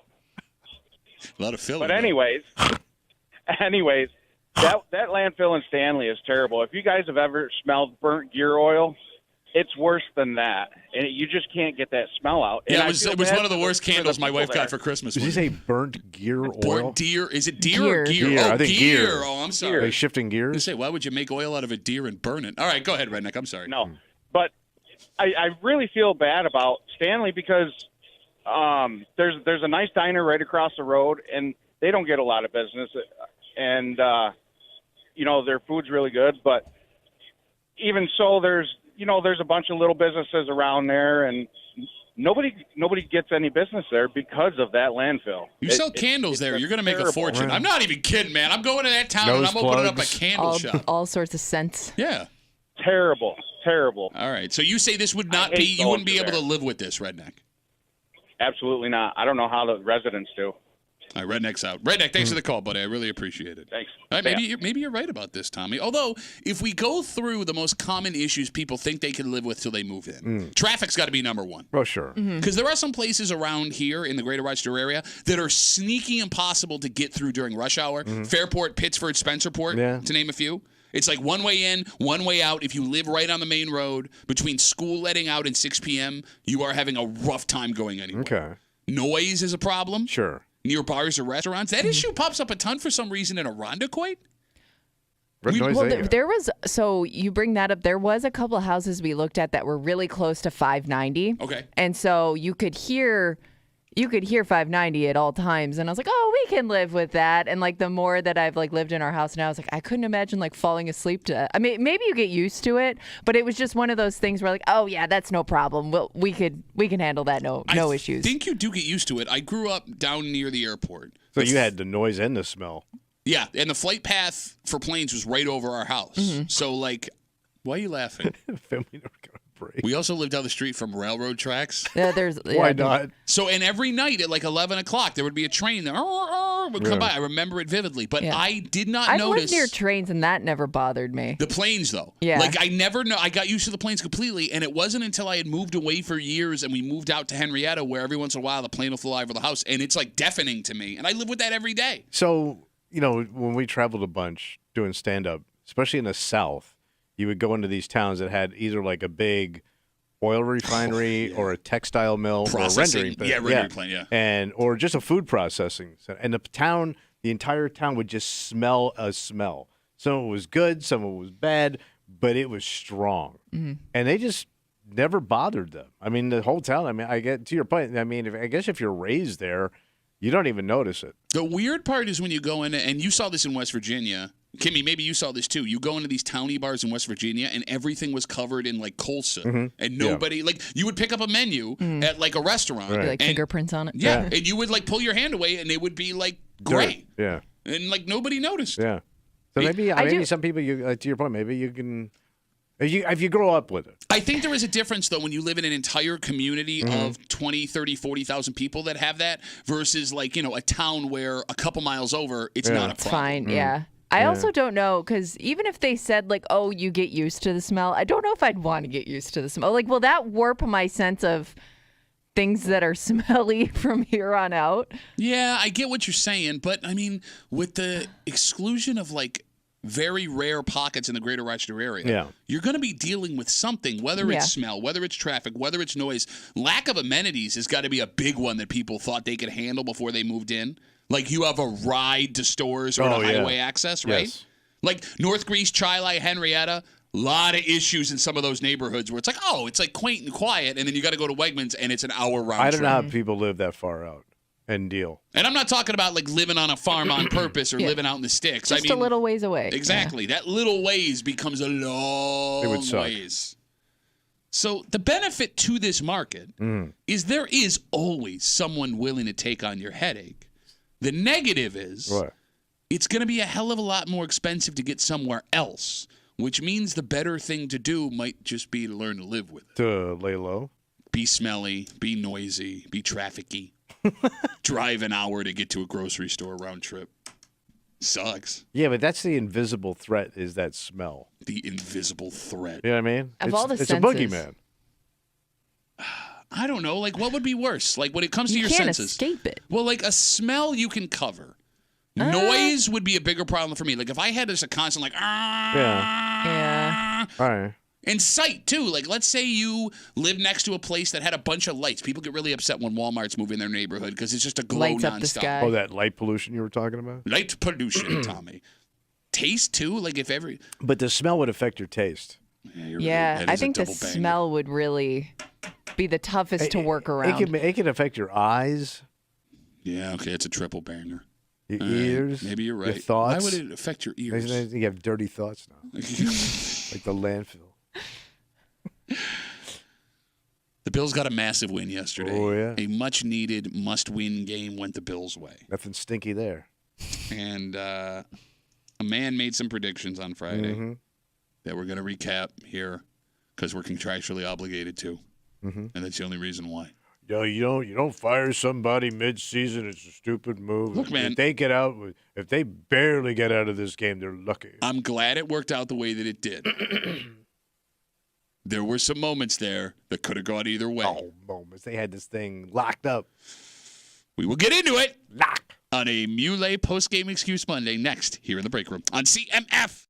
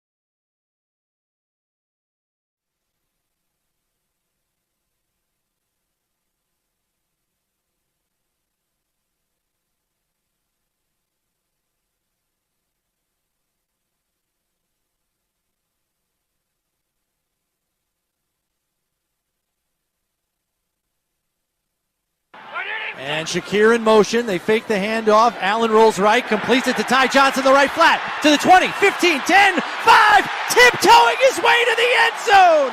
Touchdown, Buffalo. If you had Ty Johnson for an anytime touchdown yesterday on FanDuel, you're a rich person. Congratulations. You made a whole bunch of money. And if you took the Bills, you made a whole bunch of money. 32-6 win against the Jets yesterday in Orchard Park. Everyone feels great. Joe Brady, his first game as offensive coordinator, goes better than anyone could have imagined, right? And that leads us to what we have to do now. Wait, what do we have to do? Somebody's on a little bit of a roll. You went 2-3 last week. No, I had that Whopper. Yeah, you got two Had the Whopper. right. You got 2 right. Which led to this Whopper. You're hanging That out. Whopper made this Whopper happen. You're hanging Double out. Whopper. You're hanging out in the break room. Rochester's Classic Rock 96.5 WCMF. It is a post-game Monday. Let's just get this over with. You can't do it, huh? You can't, Do it right you now, can't you give dick. it to me, We're can you? doing it now, you dick. We'll do it live. Tommy told it like it is. And now we find out how it was. Muley Excuse Post-Game Monday in the break room on WCMF. Let's get to the first prediction from Tommy on Friday CMF. Over under 2.5 touchdowns for this Bills offense on Sunday. Just straight up touchdown any way they get in. Yeah. No No, way. for the offense. For the offense, not special teams. No good punt call. returns, no kick returns. Offense. He doesn't call the punt returns. So and just kick straight returns. up offense. Yes. Uncut. Uncut. Running, No passing. defense. No running one back. Yeah, no, that's not an offensive All touchdown. right, I'll take it. I say Big Joe is going to show. And he also had to light a fire under this offense. Okay. Saying, y'all caused this guy to lose his job. Okay. You happy about that? Okay. Poor Kenny. Got no food. Going to go to Thanksgiving, get 6 ounces of turkey now because you guys didn't play right. Which is weird because earlier this week you said, he's a millionaire. Don't feel bad for him. You know he's a. By the way, he is a millionaire. How do you know? I don't know. No, you don't. He's a millionaire. So just to be clear, you are over 2.5 touchdowns for this Bills offense Yeah, on Sunday. it's going to be rocking. Yesterday, Yeah. the Bills had 3 touchdowns on offense. You lucked the Lucked out. F What out luck? on this one. I'll tell you, the offense looked good. They looked good. It was amazing. Great debut for Joe Brady, the offensive coordinator. But you had what you just heard, a 30-yard touchdown pass on a 4th and 2 to a running back that was on your practice squad 2 weeks ago. That play was not designed to score. That was an amazing individual effort by Ty That's Johnson. this league, baby. Then Anything at any moment. Then you had an 81-year-old touch. 81 81-year-old. Sorry. Run one in. Looking at you. An 81-yard touchdown catch on a crossing route with like 15 missed tackles. Another amazing Josh individual is back, effort baby. by Khalil Shakir. But those plays were not designed to score. They managed to find the end zone. And that's what it takes in this league. What are you talking about? You got to take an opportunity. You got to run with it. There You got to was- see that opening. You got to hit it. Look, I never thought that game was in question, Kimmy. But there was a point where the Bills were 25% in the red zone, despite the fact having the league they always leading. kind of struggled to get it in there. Yeah, because I mean the Jets' defense, red zone defense, is the best in the league. Yeah. I was kind of like, okay, there's no way Tommy's gonna hit over 3 touchdowns. And It happened, baby. I Who felt it. Who were the 2 guys that scored? Shakira. She's got some- the cats don't lie. And I'm gonna. She's got some tax problems she's got to work out in Spain. Who was the other guy?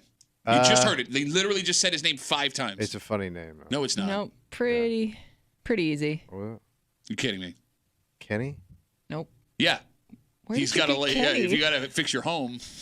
Call Kenny. I don't know. Who is he? Ty Johnson. Oh, Ty Johnson, yes. Great kid. So you are 1-0. Did he get his ding, by the way? Because people Yeah, are yeah. gonna- No, I did not. Yes, I did. I played it right No, after. you turned the volume down. No, I didn't. I didn't hear the ding. But yeah, you guys can't handle. You She cannot controls the handle. dings, man. I Don't yell at hate me. your the dings. you She- shallow ass people can't handle when I'm right. You can't deal. You can't deal. No, because it means something's wrong in the world when you're right about anything. Let's get to our second pick for a Muley post-game excuse Monday on CMF. Over under 1/2 an interception for Zach Wilson on Sunday. Wait, they only gotta get one lousy pick off of this kid. Again, A they had- pick. Again, they Doesn't had give you a 8, lot of opportunity to do that, though. and they have not picked anybody off in 6 games. Well, it tells me they're due. Why weren't they due last week? Even more due. Like dew keeps building Yeah, till major till dew. it becomes like a mountain of dew. Mountain of dew. A Mountain Dew, you if got to you will. do the dew. They're gonna pick his ass. Yeah. They're gonna. I only got to get one. Yes, That's so doable. he has it. He's thrown 1 pick in 5 weeks. Oh, bring it. They'll have one in the first quarter. Wow, you're calling a They're going to shot. maul this kid. So just to be clear, I feel bad for this kid. Just Were you worried about Joe? Worried about Zach? just to be clear, Right. you are over 1/2 an interception for Jets quarterback Zach Wilson. Yeah. Okay. Zach Wilson yesterday, 7 of 15 for 81 yards, a touchdown, and an interception. There's your ding. I only needed one. You did, and you got one. Picked by the corner we picked up at the trade deadline, Rasul Douglas, who will be AFC Defensive Player of the Week this week. You think? Interception, 2 fumble recovered, 2 I forced know he had at fumbles least recovered, one. 3 to 4 tackles. It was a 1, 2, 3, 4 week. Okay. I just can't remember which way it came. But yeah, that was amazing. He had an unbelievable game yesterday, but you got your pick. Lucked out on that too. Well, it was an easy one. All I had to do was get one. Yeah, he doesn't throw picks because he doesn't throw Let the him throw a whole ball. lot. Right. By the way, Zach Wilson yesterday, yikes. So is he done? Yeah, he's done. He should have been mean, done last year when they benched So him. is that other kid going to be the quarterback? Tim Boyle. That is the worst quarterback name of all time. Here comes Tim Boyle. I don't even know if his name's Tim. Yep, Tim Boyle. Yeah. So is he going to be their guy Maybe. now? They got probably gonna try. Trevor Simeon's Are on they their trying to get practice somebody? squad. No, who are you going to get? You can't trade. They decided to not make a trade, and they can't. They have no money because they spent it all on Aaron Rodgers and his entourage. Is Joe Flacco around? Joe Flacco just signed with the Cleveland Oh, Browns. that's all right. Because their guy went out too. Yeah. But the Browns won with their third-string quarterback yesterday. Yeah, that was a bore fest. Yep. But that being said, you're 2-0 right now. Congratulations. I guess one more I could put on my crown. Your crown. My crown. Shut up. The hat was upside crown. down. Upside down. My crown. You're holding it like you're trying to sell I it to know. somebody. Who holds a hat like If you're that? watching YouTube or a live stream. Three Heads Brewery, the official hat of Tommy Muley. The crown. 2-0, a Muley post-game excuse Monday so far. Let's get to our third pick, Tommy Sima.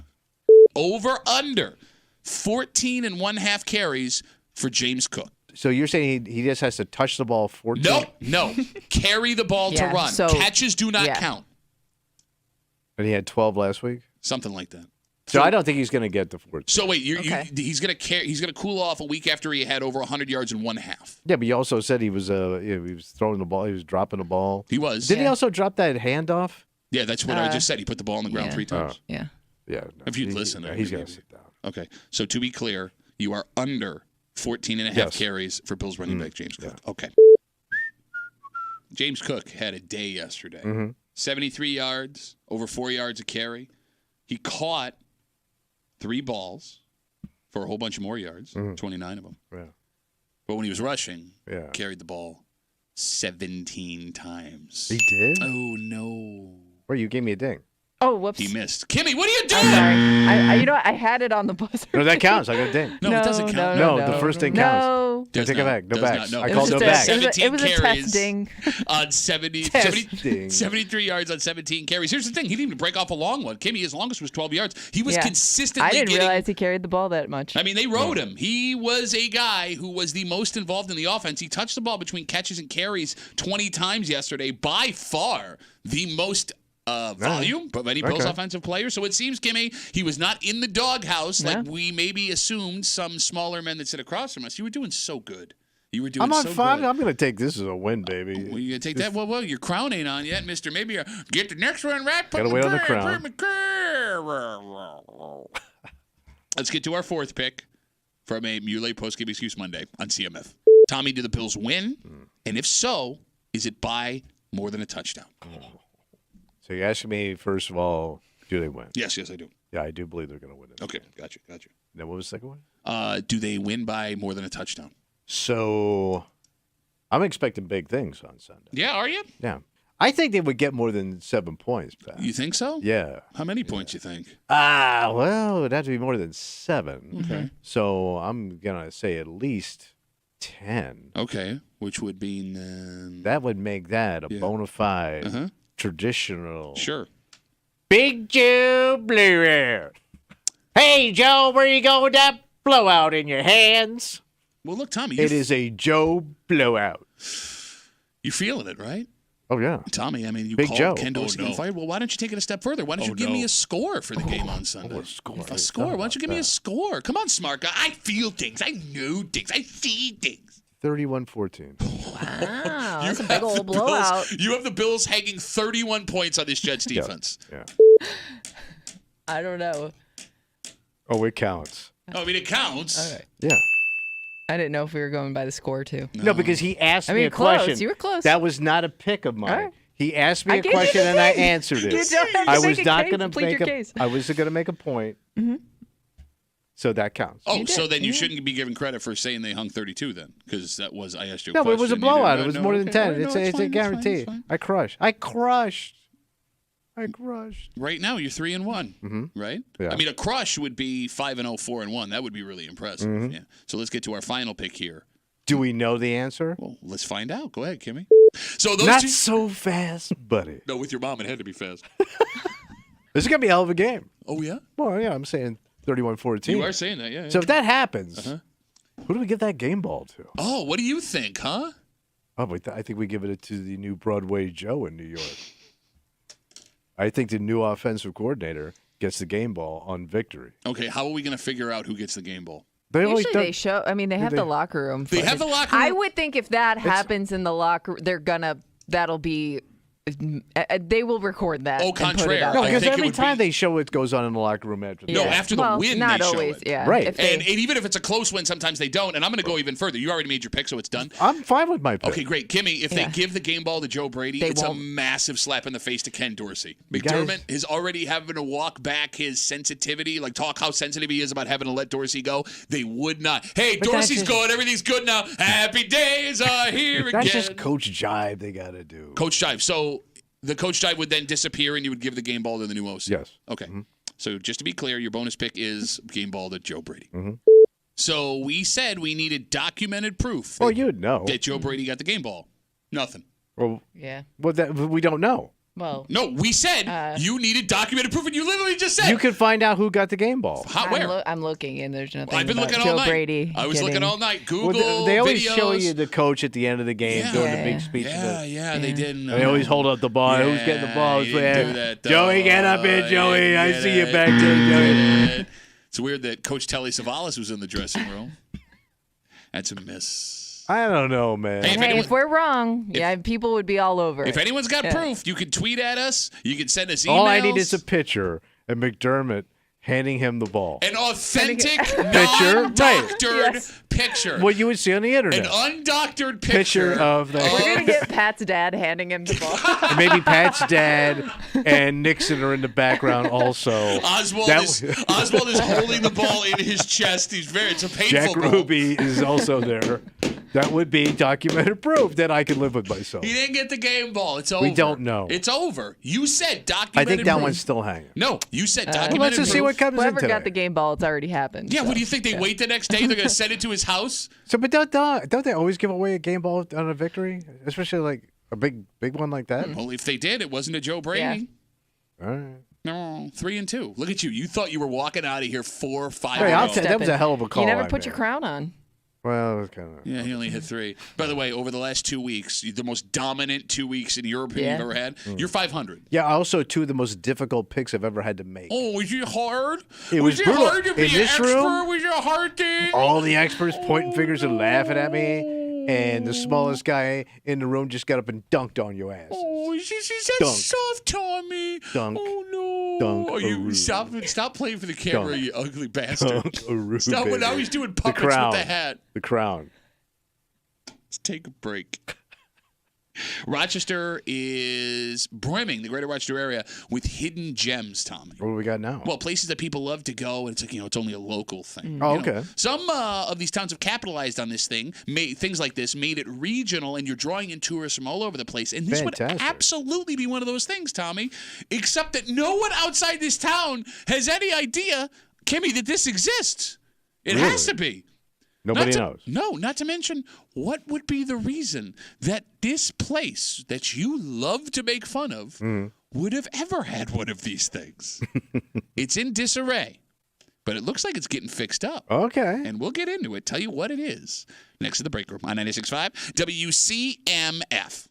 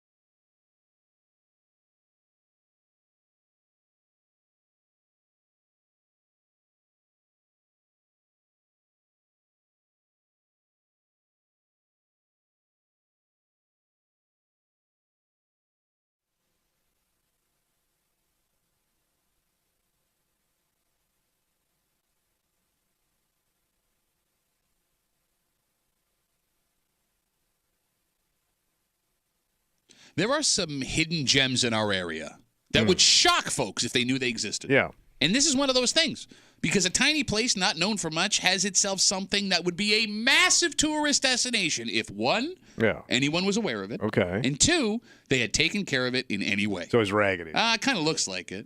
Are they going to fix it? That's what they say. Okay, that takes money. They got money. They got money. But do they have? Yeah, they got money and money. They're going to need both. Everything's so expensive. And you know how hard it is to come across money these days. You're hanging out in the break room, Rochester's Classic Rock 96.5. WCMF. We'll jump right into it. Tommy, over the weekend, the village of Dansville, New York. Okay. Been down that way. Yep. Was given a $20,000 grant. That's not a lot of money. No, it's not. To fix the Dansville Castle on the Hill. So that's a famous thing, but it's... You knew they had a castle? Yeah. I had no idea they had a castle. I had no idea until I saw the story that there, and I saw like the aerial view of it, and I was like, damn, that really is a castle. Yeah. Okay, right off the bat, 252 WCMF, we need details. Why is this a castle? What is this castle? Why does Dansville have a castle? Why doesn't Dansville brag about its castle? Yeah. Is Dansville ashamed of its castle? You don't think of Dansville and Castle. Right, but if you had one, wouldn't you embrace it? Yeah. How many castles you see? But how old is it? It's like I said 150. At least 150 plus. years old, yeah. So, but they're only getting 20 G to fix it. Yeah. That's not castle money, baby. I don't know. I don't know how much they're doing to it. It would take millions. Okay. And they ain't got no millions. It's that big? It's a It castle. looks They tend to be on the pretty big. large size. Okay, we should take a breath first of all. Who has a small castle? The money, I don't know, small family, All right. small royals. No, you know, back in the day, castles were huge. No, I don't know anything about the castle economy. Obviously, it was like a rich dude from back in the day had the joint. All right, so let's put a pause in that. Now, you asked why they're only getting $20,000. Which ain't nothing. The money is to help fix The fix light up some switches? things after a suspicious fire broke out all the way back in March in the building. And there are pictures of it in the story. It looks like it's in really rough shape. Yeah. But like you said, it also looks huge. Who owns it? I don't know. It looks like there's a private owner who said he's open to letting the town go in there and assess what's going on.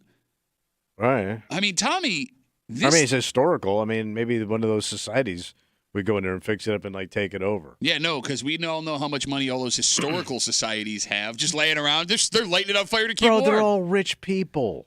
They love to throw it around. Bro, like you said, like this looks like a multi-million-dollar undertaking. And by the way, who's going to go look at it? Everybody. I mean, Your ass ain't dragging it would be your ass like down one of to- those kind of destination things if they had kept up with it throughout the years. You know what I mean? Like that would be something that a town like that would be known for. Would you go down right? and look at it? But I'm sure throughout my lifetime I probably would have been, Right. dragged there a few times. You are greatly underestimating the draw of stupid, pointless buildings to Well, women castle's that not want to pointless. use a weekend somewhere. All right. And no, a castle is pointless. What's the point of a castle Well, in it has America? historical value. to Why it. would okay?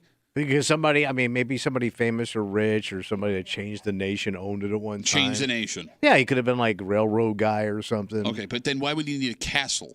Because they like to. Railroad guys loved to flash back in the day. Oh, it was they were right- always fat. They had big, loud vests, and they were always smoking. 252 WCMF 252-9263. Kimmy and I just found out Dansville had a castle. Tommy claims he knew about the castle, but can't give us any castle details about it. They were given Dansville $20,000 to fix it up after a mysterious fire, but it looks like it's going to take more than that to get it all back. Mike's going to help us out with the Dansville castle. Hey, Mikey, what's up, buddy? Hey, Duff, I used to live right below the castle. What? Yeah, I used to live in Dansville, so All right, why do you have a castle? it's going way back to McFadden. Some doctor, whatever, turned it into a health resort type ordeal. Okay. But Like in the 1800s? No, I'd say early 1900s or whatever. This is my fault. Right. Okay, but what was it? Why was it built in the first place? I'm really not really sure. You I live wasn't right born. next door to it. You don't know? I wasn't born back when they had. Like I wasn't said, born when my neighbor was a dentist, but I found out he was a dentist. You got nothing. McFadden. Yeah, that's. Why you gotta hurt Mike? Claire Mike's trying. Why you gotta hurt Mike? You try harder, bro. Well, Claire Barton. Clara Barton started the Red Cross? Right. Right. She used to go up there. The Red Cross's number one chapter is in Dansville. Okay. All right, Mikey, thank you for the information, buddy. I really appreciate it. What does that mean? That she was knobbing dudes? How do you think she got to the top, bro, back then? Saving people's lives? And bro, you had to do a lot more than save lives for a woman to move ahead back in the day. Okay, what? You know what? No, I think that would actually be sufficient, is for you to save lives with techniques and effort that we hadn't seen before. So this came up in a TV show I was watching. The Dansville Castle. Yes. Yeah, like it was like a period piece, and they were talking about how these people were coming up here because she was doing some speech, and it was Dansville, New York, and this castle was involved. So you knew that? Mm-hmm. Yeah. And you decided not to drop that in there before we went to Mike? Before we went to Mike? Well, at least I got some information. Well, give it to me before I talk to Mike. Well, I didn't know Mike was going to come up. 252 WCMF. We have a bunch of people that are here to explain the castle, so we're going to figure this out. Yeah. We're going to figure this out. So it does have historical value. Well, so Mike says. Clara Barton party there, bro. You know what's bad? This is how bad I am at being smart. When I heard Clara Barton, I thought the woman from Back to the Future 3 that Doc fell in love with. Yes, that's her granddaughter. No, they would have been the same age. 252 WCMF. Dansville Castle, what the hell? Let's talk to Nick. Hey, Nick, what's going on, buddy? Hey, how's it going? What do you got? All right, so I grew up in Dansville as well, just like Mike there. But so I heard originally that the castle did open up as like a health resort, like physical therapy place. And I'm surprised $20,000 would probably fix about 3 windows in that place. Okay, it doesn't seem like a lot of money. Okay, so Nick, as far as you understand, it was built to be a health facility. Yes, it was built to be a health facility. There used to be a railroad track as well that ran, I believe, behind it. Here come the Barons looking for their milk enemas. Exactly. What? So these health resorts back then, they always gave you enemas because they felt it was cleansing. No, I'm serious. Is that a fantasy of yours, or is that a thing that It's the truth, man. Enemas were given to people as health. Yeah? They would bend you over, fill you up good, and then you'd squirt it down the landslide. And then we'd go right into Dansville. Is that why it smells like that? Yes. A milky poo, if you will? All right, so Nick, as far as you know, it was always a health resort. Yeah. Yes, it was always a health resort. And also, there's also a rumor floating around that Kellogg's cereal started there as well, because they used to give them like bowls of granola, but then someone decided to put milk in it. Okay. All right. There you go. So there's your milk enema there, Tommy. All right. Well, Nick, thanks for the call, buddy. Have a good rest of the day.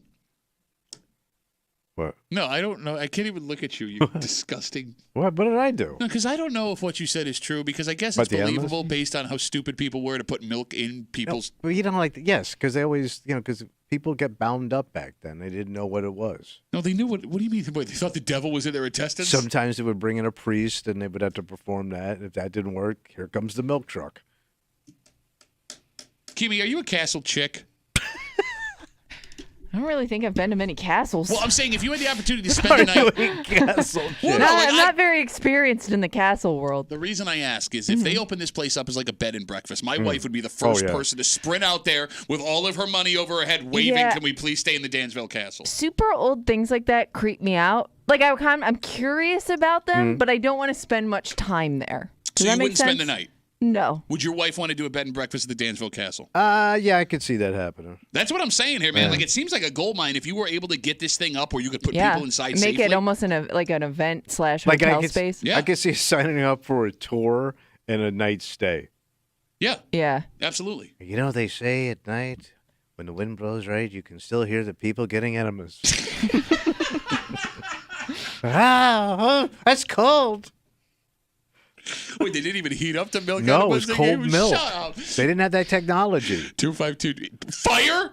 Not on the milk. You can't put hot milk up there, man. Gonna scold her. 252 WCMF. We're talking about this castle that it turns out is in Dansville. Tommy claims he knew it the whole time. Then we're neglected to tell us ever about it. He also claims that he knew all the information that Mike called us with earlier. Also neglected to drop that during the conversation. Zach has the real information. Okay. He's going to help us out. Zach, you're on CMF, buddy. What's up? Hey, so the Jackson, they called it a bunch of different things. Castle on the Hill, Jackson Sanitarium. There was a bunch of different names for it. But it was actually 1850, I think, is the year it opened up, and it was because they discovered a natural spring they thought had healing powers. Yeah, I was just reading about that. He's right. Yeah, and then I guess it didn't do well. They had a bunch of big names that actually went down there for all the hydrotherapy and Gene a bunch of that kind of stuff. He's a little bit older than that. Okay, but, gotcha. So it was like famous people would hang out there. Yeah, I, from what I understand, from what I remember from passing, because I'm from the area, but after that it kind of just changed hands a bunch of times, ended up not being big. And all right, Zach. No, I get it now. We get it from there. Tell me this: the most famous name you heard spent time at the castle. Do you remember? Oh, no idea. Oh, Zach, what are you doing to us? I think it was man? Jeff Gordon. Jeff Google Gordon. it. Jeff Gordon. Wait, Jeff Gordon's into milk enemas? What is that? No, How do you think it went all them races? All right, Zach, thanks for the call, buddy. Zach says that Jeff Gordon got milk enemas at the Dansville Castle. So it was rumored. I remember one time when we were doing Watkins Glen back in the day that they were renting out that castle for people to go to Watkins Glen. Like a couple of racers had rented. I guess it wasn't in bad shape at that point. You're now making. It's amazing how you're dropping all I this forget things. It hasn't been in good shape for a long time. Like you just keep. No, I'm talking like 25 years ago. No, but that still seems that would be 125 years past it was built. Oh. I'm watching your brain work. Where It was rumored. These are rumors. You're just making stuff up now. The enemas I'm not making up. Oh, another thing I remembered about the Dansville Castle. Those enema things are legit. All right, maybe we can't. So, by the way, you asked famous people that went there. Yeah. Frederick Douglass, Susan B. Anthony. Yeah, but they're like Elizabeth down the Cady street. Yeah. There's Stanton, Claire Barton. Did somebody mention somebody Claire brought up Barton? Claire Barton. She's number one. I mean, look, no, I mean Susie B. and Frederick Douglass. They're in the neighborhood. Very impressive, but yeah, like that's a hop, skip, and a jump. Right. Is there anyone not from our area that spent time there? Probably some presidents. Or their old ladies. Oh. Like a girls' weekend or something. Telly Savalas? Here's your enema, baby. You don't get enemas like this in the newspapers. Play his club. Oh, you know what the problem is? We're trusting guys with information. We're not getting it. All right, let's get to the lady. Yeah, Rachel knows about the castle. She's on CMF. Hey, Rachel, what's up? Hi. So I grew up camping down in the Dansville area, and we heard stories about Rachel, were you homeless? Is that what you're trying to tell us? We went camping as kids down there, and would drive by on 390. You can see it up on the hill. And, headed right before the Dansville exit. And there was a train that ran behind, and it was like a spring water resort for the wealthy. And then eventually it turned into like a sanitarium type of thing. Gotcha. All right. And then I heard a few years ago that they were trying to turn it into office buildings, and then nothing happened with it. And I had friends that actually snuck in there when we were teenagers, and the place is just destroyed. All right, Rachel, let me ask you. Finger blasted in the sanatorium. Why would they be finger blasted? You can take a girl up there to have some fun in the castle. That's what she said. Yeah, like and you can hear it down the holler. Even Rachel's grossed out by what you just said. She's in physical pain from you describing what you described. You don't think guys and girls went up there and made out? Seems like there'd be better places. No, but it's quiet. There's probably a lot of quiet places in Dansville. All right, Rachel, let's get off of the finger blast thing. I'll ask you this question. Rachel, if they turn that into a bed and breakfast, would you pay good money to go to a Castle Dansville bed and breakfast weekend? Absolutely. I'm telling you, man, there's money to be made. Especially if they give you the history of it, and it's a historical part of New York or something. I would think that's really cool. Women love sleeping in stupid, uncomfortable places. Yes. There's a whole economy behind women spending money. Old-timey stuff. Yes, old-timey, super uncomfortable, pointless places. Mm-hmm. And then swear to God they're having a good time. Is that a $14 scone? Yeah, I want that for breakfast. I don't know what a scone is. Rachel, thanks for the call. I appreciate it. Have a good rest of the day. I don't know what I want. Because obviously you want to see this thing brought back to its old glory. Yeah, sure. You want Dansville to have something that's going to bring people in? Yeah, absolutely. But I know if it opens, I'm going to eat a $14 scone in a castle with a twin bed that I got to share with my wife. And take the tour. Yep. I don't want to do any of that. So you know what? Just leave it the way it is. Okay. How about that? All right. Buy scones with your $20,000 and leave us alone. Let's take a break. We know that cosmetic surgery has been on the increase the last couple of years. For dudes, too. Right? Yes, and that's what the specific surprising part is, because we used to think cosmetic surgery and think ladies, but it's now this specific cosmetic surgery that men have been getting that is so very strange. So I think one of my brothers is getting it. Wait, how do you know? Really? My wife pointed it out. I would not that have he already noticed. got it? Well, she thinks he may have. Oh, now we have not discussed this. I wonder if you hit it on the head. I don't know. Well, we're going to find out. Well, Milei's got bad one of these. So if you were going to get it... He's getting a breast reduction? No, I was serious. No, his sorry. breasts I didn't are mean fine. I didn't mean to hurt My you. brother's breasts are beautiful. We'll tell you what it is. Okay. We're going to do it next to the break room. 96.5 WCMF.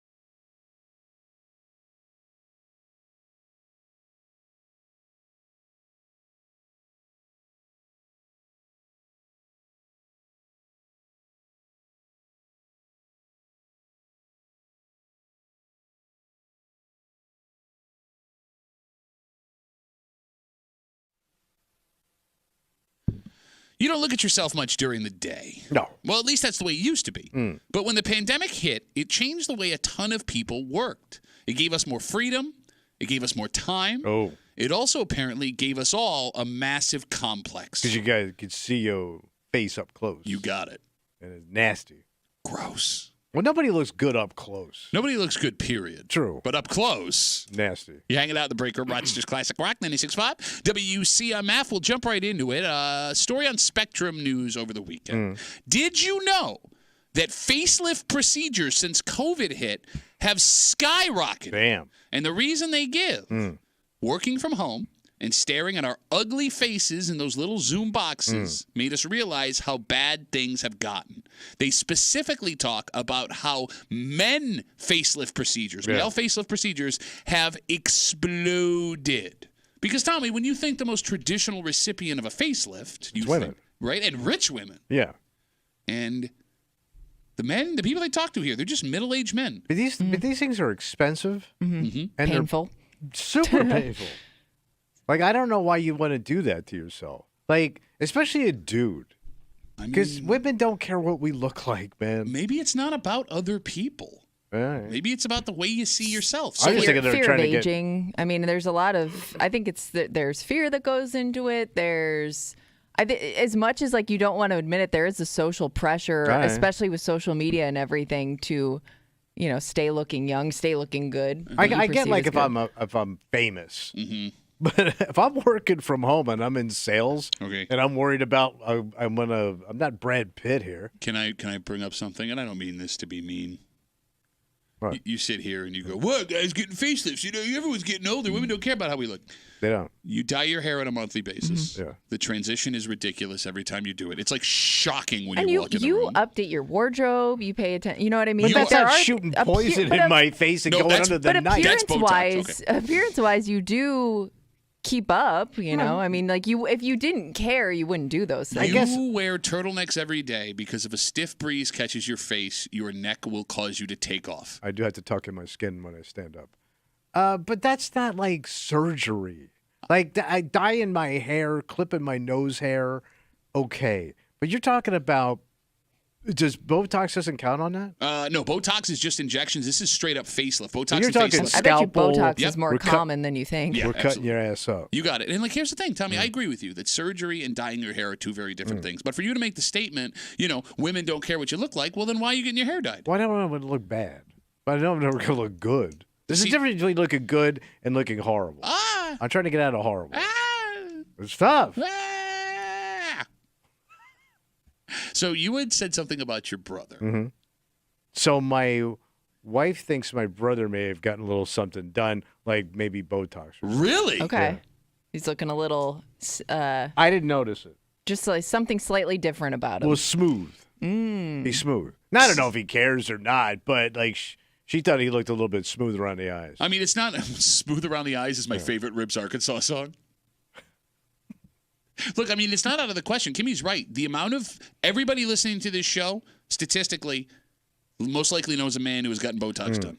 Well, I've noticed there are ads for, Botox Well, and like fillers. that cream stuff that they sell on TV? No, like actual Botox and fillers. But they have male spokespeople now. Yeah. Like it used to just be they only targeted to women like of a certain age, and now it's become so much more like universal that I've seen like men talk about their before and afters. All right, the phone number is 252-WCMF, 252-9263. They talk in the story about how this has become more affordable over the years, especially for men. But the funniest part of the story, they did talk to one 60-something-year-old man who said he was saving up to buy a 60s Thunderbird convertible, but decided to spend the money on his facelift instead. So he went from ride to his face? Yeah, he foregoed the car to fix his face. What an idiot. I mean, to fix a 60-year-old face, like, how much more time do you think you have on this earth? And even if you fix it, like, you can only fix so much before you're just an old face. Okay, but I mean, if it makes him happy. Yeah. So 2 people I saw over the weekend that look amazing but look ridiculous. So I was watching the beginning of the Tennessee game playing Georgia this weekend. Okay. Yeah. And Dolly Parton came out with Peyton Manning and she sung a song. Gotcha. Okay. And she's got to be 80. Yeah, I think she's in her 80s. She looks like a sex doll. Okay. She looks completely fake. Question. What? Would you? It looks ridiculous. You lie! Why you lie? You She's well, maybe for 77. historical value. Yeah, but she don't. I mean, but her face looks ridiculous. Okay. Well, but she's kind of always, she's looked like that Yes. for a significant amount of time But now. knowing like I she's mean, almost like know what a normal 77-year-old woman looks like, you know, like this is just all made up. Sure, fine. The other one was I saw this weekend, and I thought it was almost a joke. Was Wayne Newton, Oh, yeah, but that, again. and his face doesn't even look. doesn't move. He looks like an alien. Okay. He looks like a Las Vegas alien. And I'm going like, you end up looking ridiculous. Okay, but we're talking about extreme Yes. sides of the But coin when you here. get old, you're going to have to do some extreme pulling to this old mug to get all these craters out. I get it, but most people don't have the money, unless you're Wayne Newton or Dolly Parton, to Yeah. get this done every single year, right? If Right. this So is you just- get a one and done, but how much is it? I mean, how much you doing? All right, so your argument is just even a little bit. Well, you you can want to afford smooth it. your face out. It's not going to be worth it in the end, is what you're saying. I don't think so. I think if you're 45 or 50, you can get some years out of it. If you're 60, 65, bro, you're going to be a bag of fertilizer in 20 years. What the hell are you worried about your face? Phone number is 252-WCMF, 252-9263. Story on Spectrum News over the weekend that male facelift procedures have boomed since COVID started. And the theory is that we're now staring at our faces in these little boxes on Zoom working from home. Men did not realize how ugly we really were, and they want to do something about it. Look, have men become more insecure about their looks, Tommy, or are we just able to do something about it now? Because I don't. I think men are becoming more concerned about how they look. Okay. I don't think my father's generation cared. Why? I don't know. I don't think it was important to them. They were the breadwinner. They didn't need to look good. They didn't. Well, I mean, they owned everything. They had everything under control. They didn't have to work at anything as far as like women were concerned. And I've always been convinced that women don't care what we look like. Then again, okay. I'm telling you, man. All right, but I also think- I know that's a lie that you think that way because you wouldn't do the things you do. They don't care. Look, when And you could have a tail. I told you, you could have a tail and one giant tooth, and it wouldn't matter. to That's a them. lie. They would because probably find that tooth cute. They would brag to their friends. every man gets up every morning and does something to make himself look But it's better. worthless. It does. But it's But you worthless, still man. do it. Kimmy, do you care what your husband looks like? He's good looking. It doesn't count. Well, right now he's good looking. He could age terribly. Oh, Look no, like a well, big toe one day. Well, guys get old. I think it's hard when you watch somebody age over time. Whereas, like, I don't know, like maybe if you could flash forward a You don't want to photo flash of forward. what he's gonna like look like for me now. I don't know. I don't even know if I'd notice the age. Like, I don't know if I'd want him to get something done, only because I think you'd be able to tell. You Okay. know? Now, look, I mean, I'm with you. It's not for me. It's not something I would want to do. Right. But I'm not going to hold it against a guy who No, has the me neither. means and that you are. Well, but you say the means. I think there's also a part of this where it's become more accessible because, like, your dad back in the day, like knowing people that did this, it was just probably like for the rich and famous, Oh, yeah. right? So now that you're seeing like your neighbors, family members, friends get stuff like this done, I also think that encourages more and more people to do it. Okay, not only can you walk into multiple places in the greater Rochester area and Get get it a done. consult done for a facelift or a breast reduction or hair restoration. I mean, hell, there's a hair restoration place in every town. Yeah. Right? That's become completely socially acceptable. If you brought up Botox, my wife, she included and a bunch of her colleagues will do Botox right Yeah. in their office, and most dermatology offices will. And you don't even have to go to a dermatology office. There are other places that'll do Botox. What if a dude did his lips? Filler? You know, like those lips that look ridiculous. All of a sudden, your buddy shows up. He's got the duck lip. Do men want fuller lips? I thought that was a more I don't feminine know. thing. I don't know. I couldn't imagine you I mean, with the lip fuller thing you can lips. usually tell right away. Your mother could. Sorry, I stepped on your mom joke. No, don't Plenty apologize. more to come. Plenty to come. No, but you know what I'm saying? Like, what if your buddy showed up and he looked ridiculous? Yeah, you're gonna kill him. You're gonna kill him. Right. And there's nothing he can do about it now because he went and got it all done. But that's what's so funny about this is statistically speaking, there are multiple men who have done the Botox, the breast reduction, the facial facelift, Yeah. right? Listening right now. And they will not call and defend because they know you're immediately going to jump down their surgically altered throats and call them pusses and pansies as you sit there with your dyed hair and your turtleneck covering up your velociraptor neck that opens up while you spit poison out. And let me ask you this question, smart guy, because I know that the financial boundary is probably the biggest boundary Bro, for this like, you can spend 20, 30 G on your face. If it was free, would you do it? No. It looks painful. Yeah, think about how painful it is us having to look at you every day. Do it for No. society. I There's would not nothing touch that my bugs face. you enough that you would just At my age, what am I fixing? How much time am I? I'm 64 years old. Yeah. All right. Statistically, I'm dead in 10 years. If I live to normal age, I'm dead. What are these 10 years buying me? But I got to go be in pain, recover, for what? No, I get it. Do you think that you'll dye your hair and continue to dress well and eat healthy for the rest of your life? Or do you think there would be a day where you're just like, screw it, I'm going to eat whatever I want? Yeah, no, that's a great point. You watch what you eat to make sure you don't get fat, and you say it's for health reasons, but it's BS because you used to take videos of yourself working out in your basement in a tank top. That was one, and it was Sally. Still alive online. Nothing ever goes away when you post it In my online. wind pants.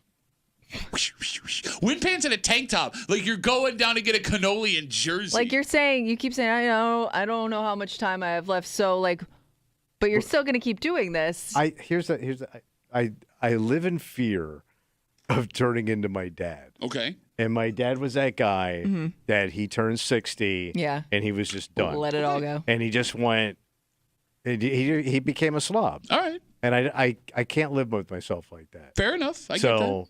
I will continue to probably, I don't know. I mean, maybe you get to a point where you're going, yeah, I'm near the end. I'm just going to start being, but I would want heroin if I was going to try anything. Well, that's a jump. So you're scared.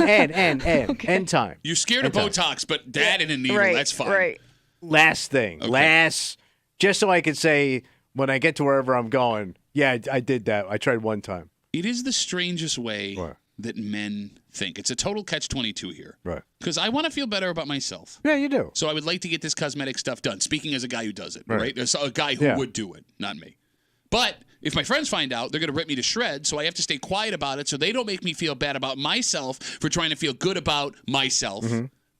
But they would also do this if they had the opportunity but couldn't tell anybody because they wouldn't want their friends to be ripped to shreds. You're trying to feel better about yourself while doing something to feel better about yourself while protecting it from your friends who, if they found out, would make you feel worse about yourself for trying to feel better about yourself. But that's how men do each other, right?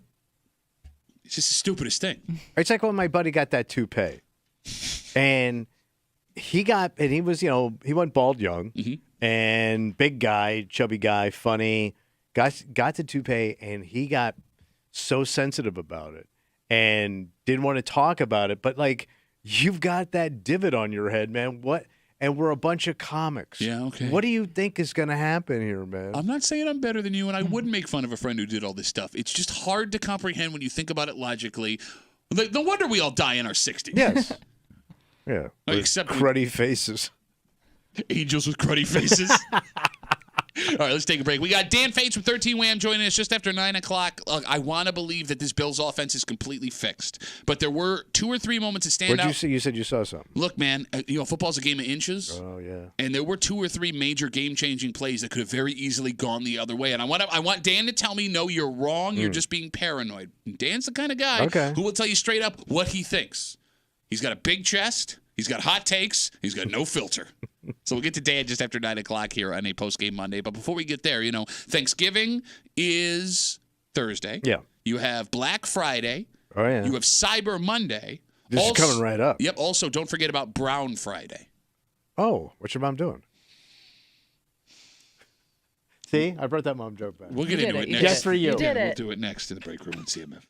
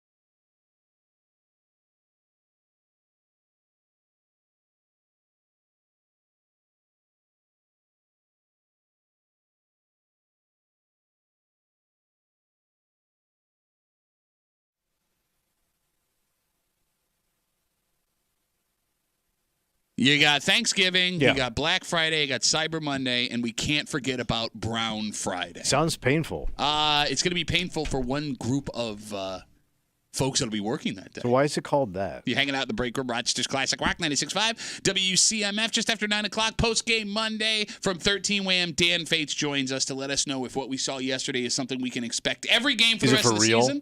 Yeah. Look, I want it to be. I really, really Come want it to on. be. But there was a couple things I saw yesterday. I was like, oh, God. We'll get to it just after 9 o'clock here in the break room on CMF. This coming Friday, the day after Thanksgiving, is the busiest day of the year for plumbers.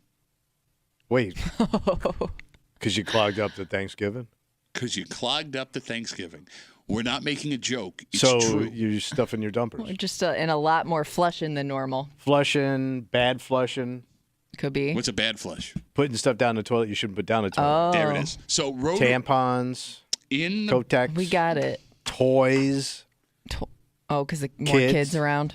You get a Kotex toy tampon layering in there, you got a disaster in your hands. What's the difference between a Kotex and a tampon? It's the same thing. No, it's two different operators. Kotex makes tampons. No, like the pad over the tube. It's a pad. And then Barbie's down there drowning too. Help! Help! She had her little Kotex on. It's just a disaster all The over. Corvette might be down there too. I don't know. So in the business, it is known as Brown Friday, and Roto-Rooter specifically says they expect to get 50% more calls than average on that specific day. So it's not just our toilets that are getting... What else is left? Okay. The main culprits, according to this story, are kitchen sinks and garbage disposals. Because you're grinding too much crap down there. Yes, it's not the massive dumps. And yes, toilets are affected too because of what you just said. People putting stuff down the toilet they should have, right? And like the disposal and stuff. Yeah, but it ain't like your Uncle Frank coming over, eating 5 pounds of food, taking a massive dump and clogging up your toilet. But it could be a combo plate. Yeah, they also say these... A dumping and a grinding. And a grinding and a dumping, dumping and a grinding. There ain't no cheese in China. There ain't no digs in Belgium. They also say that your toilet and pipes could already be partially clogged, and the... This is the just cap. tips it over this is the the one edge. that's going to be like, nope, we can't handle this What? stuff anymore. It's like I'm thinking, like if we hosted, right? I have one bathroom, and if that bathroom goes out, Oh, you're screwed. because this has to happen, right? Yeah. Like if the bathroom goes out while everybody's over, does everybody just leave? Gas station. Do you have a plunger in your house? We do. Well, her But husband, do you have a plunger? But I'm What, saying, are like, you if nuts? there's a Bro, he comes with a plunger. If there's a problem You that don't we remember can't when they were fix- standing up at the altar and he was holding the plunger in his tuxedo? You were saying, I'm sorry. You're shut down. Yeah, like if it's a problem that we can't fix, I mean, Thanksgiving's over. So you got to call an emergency plumber that If night. somebody's available to What come they're over. available. coming on Thanksgiving? Oh, Yeah. no, you can call. So But even still, like, what if they don't get there for a while? I mean, there's a possibility, but most of the bigger places have 24 hours. Okay. Even on Thanksgiving? Like Isaac probably has a 24-hour line because they do heating and plumbing. Okay. Even on Thanksgiving? Yeah. All right, let me ask you a But question. you're going to get whacked. You're going to get charged. Okay. No, I got it. I just can't imagine there's a guy that's like, yeah, I'm going to be on the call plumber. You don't get Thanksgiving dinner, and you got to go stick your hand in the grossest places at people's houses. Or maybe you're the new guy. I don't know. All right, let me ask you a question. What? All right, so let's say you clogged the dumper right in the beginning of dinner. Mm-hmm. Right? Somebody went ham the night before. On ham, actually. All right. Call the guy. Mm-hmm. Comes over, fixes it. Do you offer him Thanksgiving dinner? Take some sure. leftovers. Okay. All right. Just a heads up. He came out in his toilet, didn't wash his hands. And he, no, I'll get it. I got to serve myself. Do you say something? No, you can't, man. What? You're going to let him use poop hands, Uncle Frank's poop hands? I guess you just let Just, him eat. just Just serve himself. throw the turkey out. Hey, you mind if I cut more of the bird so I get a juicier part of the breast? You can smell his hands from across it. You're not gonna tell him stop. You can, man. He saved your ass. You gotta. I don't like using spoons. I like getting a scale of potatoes with my bare hands. Really feel the consistency of them. There's bare hand in it. Yeah, I guess you have to let it go. Oh, what is that? He sticks his finger in your drink. Is that mixed well enough for it? This coming Friday, known as Brown Friday, the busiest day of the year for plumbers. No joke. Roto-Rooter specifically says they expect to get 50% more calls than average. You got to hope, Kimmy, you don't have friends over when this happens. Yeah. Because no matter what went down there, Yeah. the joke forever was going to be someone took The a last person to go in the bathroom. and it was Yes. a giant dump. It's Yes. going to be Yes. the giant dump Oh, I joke feel for the rest of your horrible life. for whoever that individual is. Like the person that that gives it the last flush. I feel worse for a woman than a guy. If Because she flags it? a guy could laugh off a dump, women can't. Depending on where you are. No, I I'm mean, saying if you're at comfort- somebody's house, Yeah. I could laugh But it off. You and I could joke about it. Women get sensitive about At a their family ass, man. thing, yes. If you are at like an acquaintance, Yeah. like the home of like an acquaintance or an in-law or something like that, I don't think you're as proud of it. Okay. One of Probably the- not, but One of the worst moments of my life what? was I was dating this girl. We lived together in Geneseo for a little while, and her family had a cabin like way up in the North Country. I've told this story, right, Kimmy? I don't know. I don't remember cabin issues. So you clogged the joint? We go up there. Her parents already didn't like me, which I get, fine. I go in there. They're all playing like cards out in the other room. I've been waiting days to take a dump. I was trying not to take a dump. It just wasn't happening. And this was like 30 miles from the nearest gas So you're station. bound up. Bro, all right. So I sit down and I just blow the doors off this place. And this is a country dumper. Country dumper, middle of nowhere. I flush, thinking like, all right, I'm going to probably have to plunge this son of a bitch, but you had to do what you had to do. It clogged so bad, it overflowed.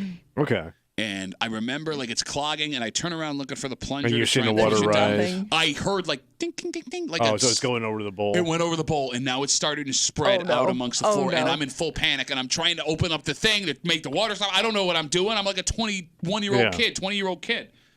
So I'm just grabbing towels, and all they had was white towels. All they had was white towels. Here comes the poo Not water. that it matters at that point. And I'm blocking out like the door frame to try and keep it from stopping. Long story short, I find this plunger and I'm just like, bah, bah, like I'm trying to bring an old man back to life having a heart attack, right? And so you're making matters worse. Well, I am. It's just the water splashing everywhere. I'm getting poo water all over myself, but we're already at threat level midnight. Somehow I managed. Trying to make it stop. I managed to muscle this dump down the hole, but the damage is already done. There's got to be a half inch of standing poo water in this bathroom. Bro, the water sludge did not stop. So I had to go out into this kitchen at like 2 o'clock in the afternoon on a Saturday. While they're playing board games. Well, there was pinochle or something, and look at this father who already despised me and go, hey, man, not only did I overflow your toilet with my poo, not only did my poo water end up all over the ground, I'm pretty sure I just ruined all of your towels that you've had at this place forever. Sorry for plugging your toilet and your daughter. So how did he handle it? Was he cool? No, of course not. But like, I was like, I had to take all this stuff into this town that was like 30 minutes away. You had to go like do laundry? I did laundry. Yeah, like, man, all that stank ass. I'm like scrubbing the floor with Lysol. God. It was the worst moment of my life up to that point. I mean, in retrospect, I mean, it all kind of, made sense. But yeah, not great. Not proud. No. Let's take a break. Hey, follow that, Danny boy. Mr. 13. From 13 Wham, a man who knows his stuff. And a man who, at least based on his tweets last night, was very impressed with what he saw by new offensive coordinator Joe Brady. I mean, we all were. You hung 32 points on this Jets defense, one of the best in the league. But there was something I saw, and I hope I'm just being overly sensitive. Because, Tommy, they say that football is a game of inches. Yeah. And there were 2 or 3 major plays in that game that inches to the left or inches to the right could have changed everything. Wow. Did we see the new high-flying Bills offense for the rest of this season? Or was that an example of everyone playing over their heads because of a shock to the system? All right. We'll find out. Okay. With Chesty Dan Hot Takes Fates from 13 Wham next to the break room on CMF.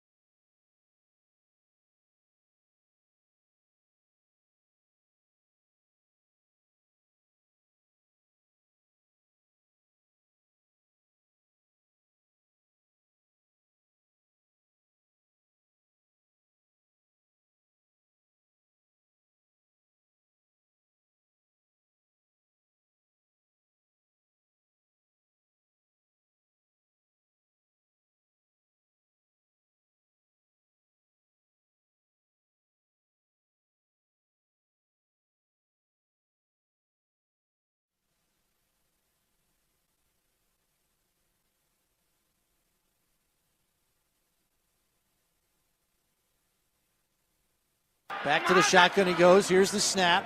3-man rush. Jets drop an 8. And the pass is complete to Shakir. Gets away from the tackle to the 40. 35-30. Doubles back to the 20. Still loose. He's going all the way for the touchdown. 81 yards to pay dirt. Khalil Shakir. Wow. Yaks, baby. Wow. Yaks.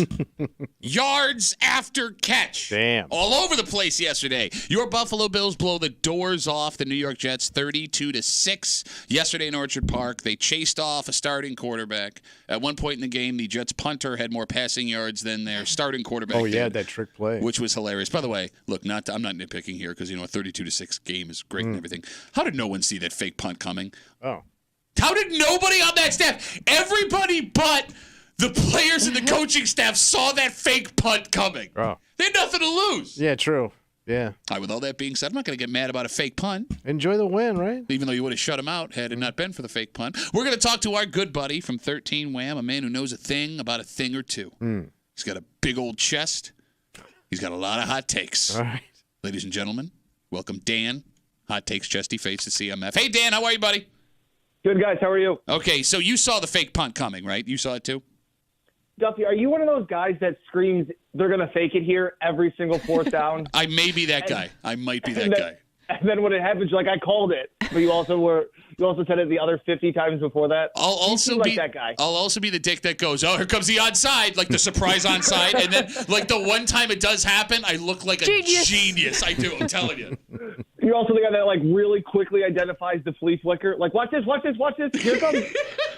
No. To your point, there is nothing more embarrassing because we've all like been at a bar where you're feeling it, right? Like you feel like you know what's going on with the game, and you'll like start saying stuff out loud, like you're Tony Romo on the call, like here's what's going to happen here, and then it doesn't happen, and it's like the worst feeling in the world, Dan. There's like a hole in your chest. Hey, Duffy, it's even funnier being on the sidelines. Obviously, like you hear all the fans, and especially when you're that close to the field, and especially at Highmark Stadium, the fans are so close to it. So in the front row, you'll hear a lot of times they'll be like, guys, get your camera ready. Touchdown's coming right over here. Guys, get your camera ready. It's a touchdown. Diggs is over here. And it never, ever comes right over there. But every single play we're in the end zone, you got fans behind us that are like, watch it. Guys, start rolling. It's like, what do you think I'm doing?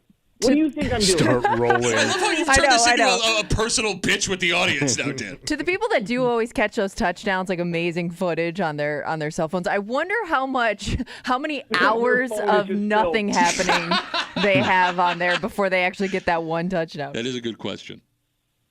All right, so Dan, you asked Joe Brady, the new offensive coordinator for the Bills, after the firing of Ken Dorsey, to commit the impossible task. You gave him 5 days, 120 hours total without sleep, to scheme for what Sean McDermott called the most talented defense in the NFL, a defense that held you to one touchdown on opening night with all of your weapons present and accounted for. And Dan, it seems like not only did he accomplish that goal, he blew all expectations out of the water.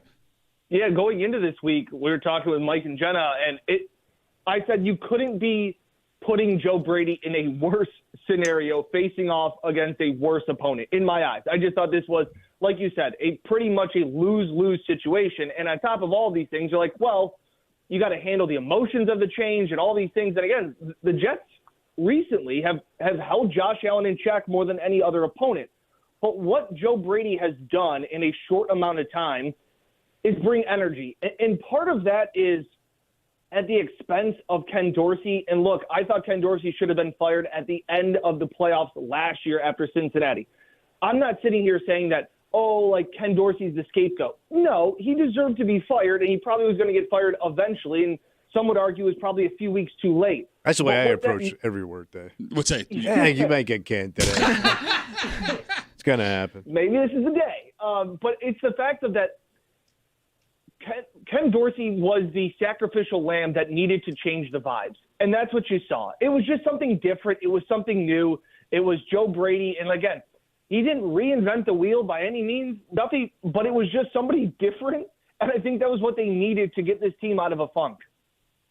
Okay. All right. With that being said, Bills fans, Dan, you've been seeing this on Twitter, have now anointed Joe Brady the greatest offensive coordinator of all time. Fair. I'm seeing people asking, is he going to get a head coaching look after a single performance next season as an interim offensive coordinator? Dan, here is my fear, and I trust your eyes, so I want to know what you have to think.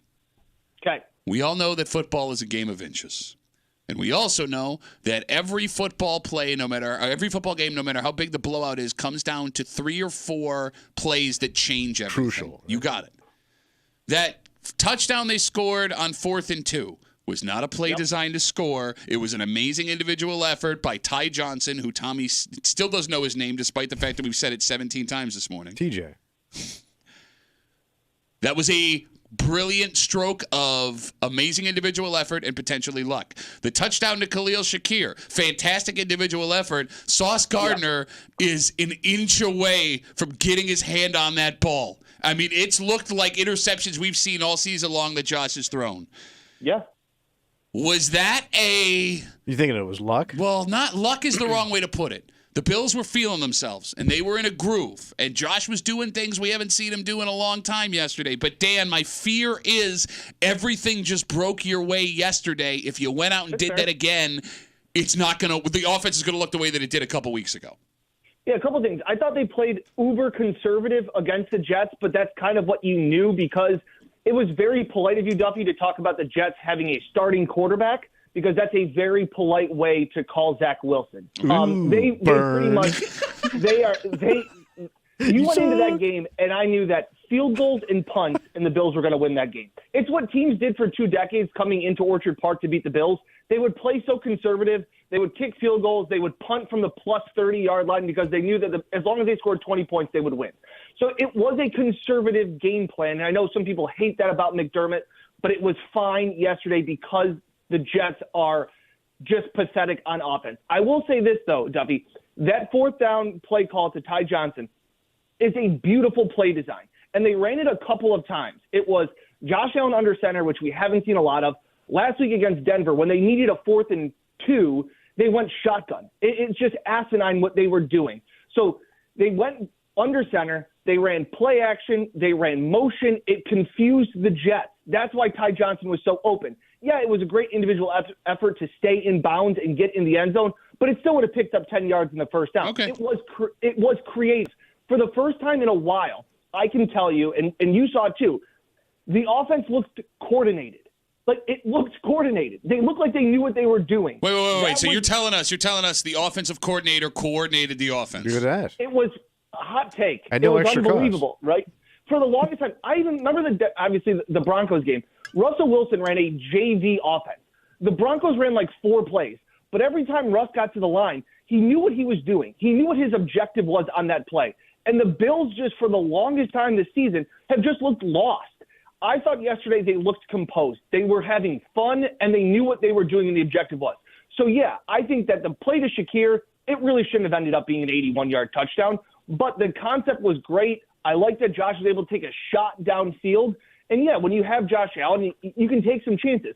I don't want this to all of a sudden be like, hey, Josh is turning the ball over. I don't want him to take chances. Screw that. He's Josh Allen. Like, take some chances. And he had been turning into this guy of like, don't make mistakes, Josh. Don't make mistakes. Let Josh be Josh. And that was the one thing I've seen about Joe Brady more than anything. This whole week, when he spoke to the media on Thursday, it was, I love Josh Allen. Josh Allen's great. Give me Josh Allen all day, every day. Josh Allen's Superman. All these things. His job is just to pump up Josh Allen again. Get Josh Allen to thinking that he's the baddest quarterback in the league. Because right now, heading into this week, he seems pretty down in the dumps. And now all of a sudden he's smiling, he's laughing, all these things. Joe Brady changed the vibes. That was the most important thing Joe Brady did. We got a vibes drop here in the break room on Vibes drop. The vibes you're hearing coming from Dan Fates, 13 Wham. Tommy, let me ask you a question. Go ahead. How does it make you feel that your quarterback for the Bills, all 6'6", 230 pounds, by the way, that kid's way more than a biscuit over 230, right? That his performance can be affected by one of his coaches being like, you're great, or just not telling him that he's great. Does that bother you, Tommy? Yeah, a little bit. Why? It sounds a little too off balance. What do you mean by that? We're paying you $250 million, and I got to cheer you up to do the thing you love? Player management. I mean. No, but I'm saying, like, this is where we're at with this kid? Oh, for God, look at you. Do your job. I'm paying your salary. Do your job. I mean, he's a seasoned quarterback. He's not a rookie anymore. He's not a kid. He's a seasoned quarterback. I mean, he's been to the playoffs. I mean, all that stuff should be behind him. He's not a rookie. No. I didn't expect to come on here and agree with Tommy, but to some respects, especially early on in the game, Duffy, they didn't ask Josh to really do anything. They ran the ball a ton. They took some of the pressure off Josh Allen and, dare I say, made him be kind of game manager-esque, like to build his confidence back up. Like Josh has been, hell, Sam Moran of the Democratic Chronicle asked him after the Denver game, is this the worst, toughest stretch of your football career? And after like a 20-second pause, he just goes, I don't know. Like, this is a dude that we talk about. Micah Hyde always said it in 2019. It's my favorite quote of all time. He said, confidence is a hell of a drug. And right now, Josh, entering last night, didn't really have any confidence. And going up against a team that has pretty much dominated him recently, I was worried. Joe Brady was there to say, you are the greatest, Josh. Remember that. You're awesome. It's like when mom tells you you're the smartest kid in class. Like, you got this, kid. That's what Tommy doesn't know what that feels like. Not even his mother could lie to him like that. But aren't all quarterbacks a little bit of a head case in different ways? I mean, I think that's kind of part of playing that position is having to have somebody there to hold your hand sometimes. Agree 100%. Hold your hand sometimes and scream in your face at others. And Brian Dable used to do that in the sidelines, scream in Josh Allen's face. As he got older, it was, hey, you're all right, man. Like, it's their relationship. That's what Sean McDermott talked all week about. Going from a quarterback's coach to an offensive coordinator, he said the biggest change is a leadership position. Right now we're seeing Joe Brady be a leader to pump up Josh Allen again. He may not always have to do this, but to get Josh Allen smiling again. Josh Allen, after the touchdown to Shakir, Duffy, did you see it? There was a handoff, and I think it was James Cook cut it back. And Josh was the one running down the field trying to lay a block. No, yeah, because I was yelling, stop doing this, stop doing that. Right, but Duffy, that was what Josh Allen used to do when he was being the baddest man on the planet, and that was gone. Josh was having fun again, and I think part of that is directly related to Joe Brady. So to give him that swagger back, to give him that, I think Joe Brady did a phenomenal job, and we saw Josh Allen being the golden retriever that he loves to be running around the field. The voice you're hearing, making you feel really good about your quarterback right now, except for Tommy, because he still doesn't like that he needs to be told he's a good person, because no one will tell Tommy that. Dan Fates from 13 Wham joining us here. I do have a question when it comes to this offensive coordinator switch, Dan, if you don't mind. Sure. When did the Bills hire 1999 Eminem to be their offensive coordinator? Oh, my gosh. Doesn't he look like – this is bad, but we were talking about this in the drive home. Looks like he works at a gas station in rural Ohio. Right? Bro, like, that chain ain't real. Okay, that chain is not real. The haircut. That hair is so tight. That is a high, tight cut, man. Like, Dan, he went and got edged up knowing he was going to have his head on camera all game last night. The camera right there in his face. 100%. It is just so good. We're driving home, and Jenna dropped that line. I can't take credit for it. Jenna goes, he works at the gas station in rural Ohio. And I was like, that is Youngstown. He's in Youngstown, Ohio. And he's like, is that all you need? It's great. No, here's what's weird about that look. That guy looks like a guy who played JV quarterback when he was in high school, never did anything else, and tells people how great of a quarterback he was. But he made the show. Can someone tell him he's in the NFL and calling plays so maybe he doesn't look like that anymore? Well, hey, how about this for you, Duffy? He played wide receiver at William and Mary. Smart Sean school. McDermott's alma mater. Yeah, that checks out. How about that? Yeah, That's a tough school to get into. Yeah, we know where it is, Tommy. Virginia, no? Yeah, you're right. Yeah. Close to Where Ohio. were you going to say? No, I for some reason I had it confused with. I'm thinking of the Steely Dan tune. I had it confused. Glad you didn't ask me. All right, so Dan, the Bills now are at a point where 4-2 gets them in the playoffs over the last 6 games. Is that a fair assessment? Yeah. Okay. You have an unbelievable gauntlet with Philadelphia. Then you have Philadelphia. Yeah, then the bye. Then Kansas City. Then Dallas. Yep. With what you saw from that offense yesterday, knowing that these are teams that the Bills can beat. I mean, none of these teams are invincible right now. Out of the next 3 games, you would need to see what record to be satisfied? 2-1 would be 2-1 would be incredible. You would take that in a heartbeat. You got to win at least one. You got to win at least one. Of the 3? Yeah. Well, yeah, that gives you an opportunity to win out and go to the playoffs. But then you have to run the table. Yeah. Right. No, because after that, it's L.A., or the Chargers, we don't know what it is, New England, and Miami. So say you go 1-2, you then beat the Chargers, you beat the Patriots, and everything could come down to Week 18 at Miami. So, give yourself a puncher's chance going into Week 18. If you can steal one in Philly, this is the interesting thing. If Philly wins tonight and beats the Chiefs, Philly will be feeling themselves when the Bills come in.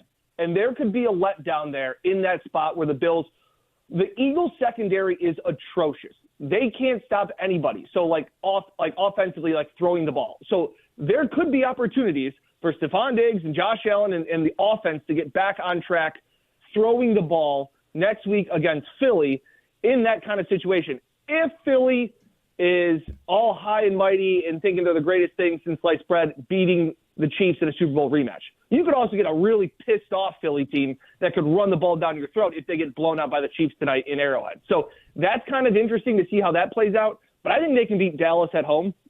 They have shown that they have had success in the regular season at Arrowhead. So all of these games are going to be a lot closer than I think what we all thought they might be before yesterday, where we're like, this team can't do anything. And also, we're talking about the offense. Pat, again, I know there are issues offense or defensively with Taron Johnson as well as Dane Jackson going out with concussions. But there's only 2 teams in the NFL that haven't allowed 30 points against this season. It's Kansas City and Buffalo. And the Bills' defense is being held together by duct tape and tinfoil and bubble gum. And for how bad they are, and for everybody says, oh, my gosh, this defense is this stinks, all these things, they're holding it together.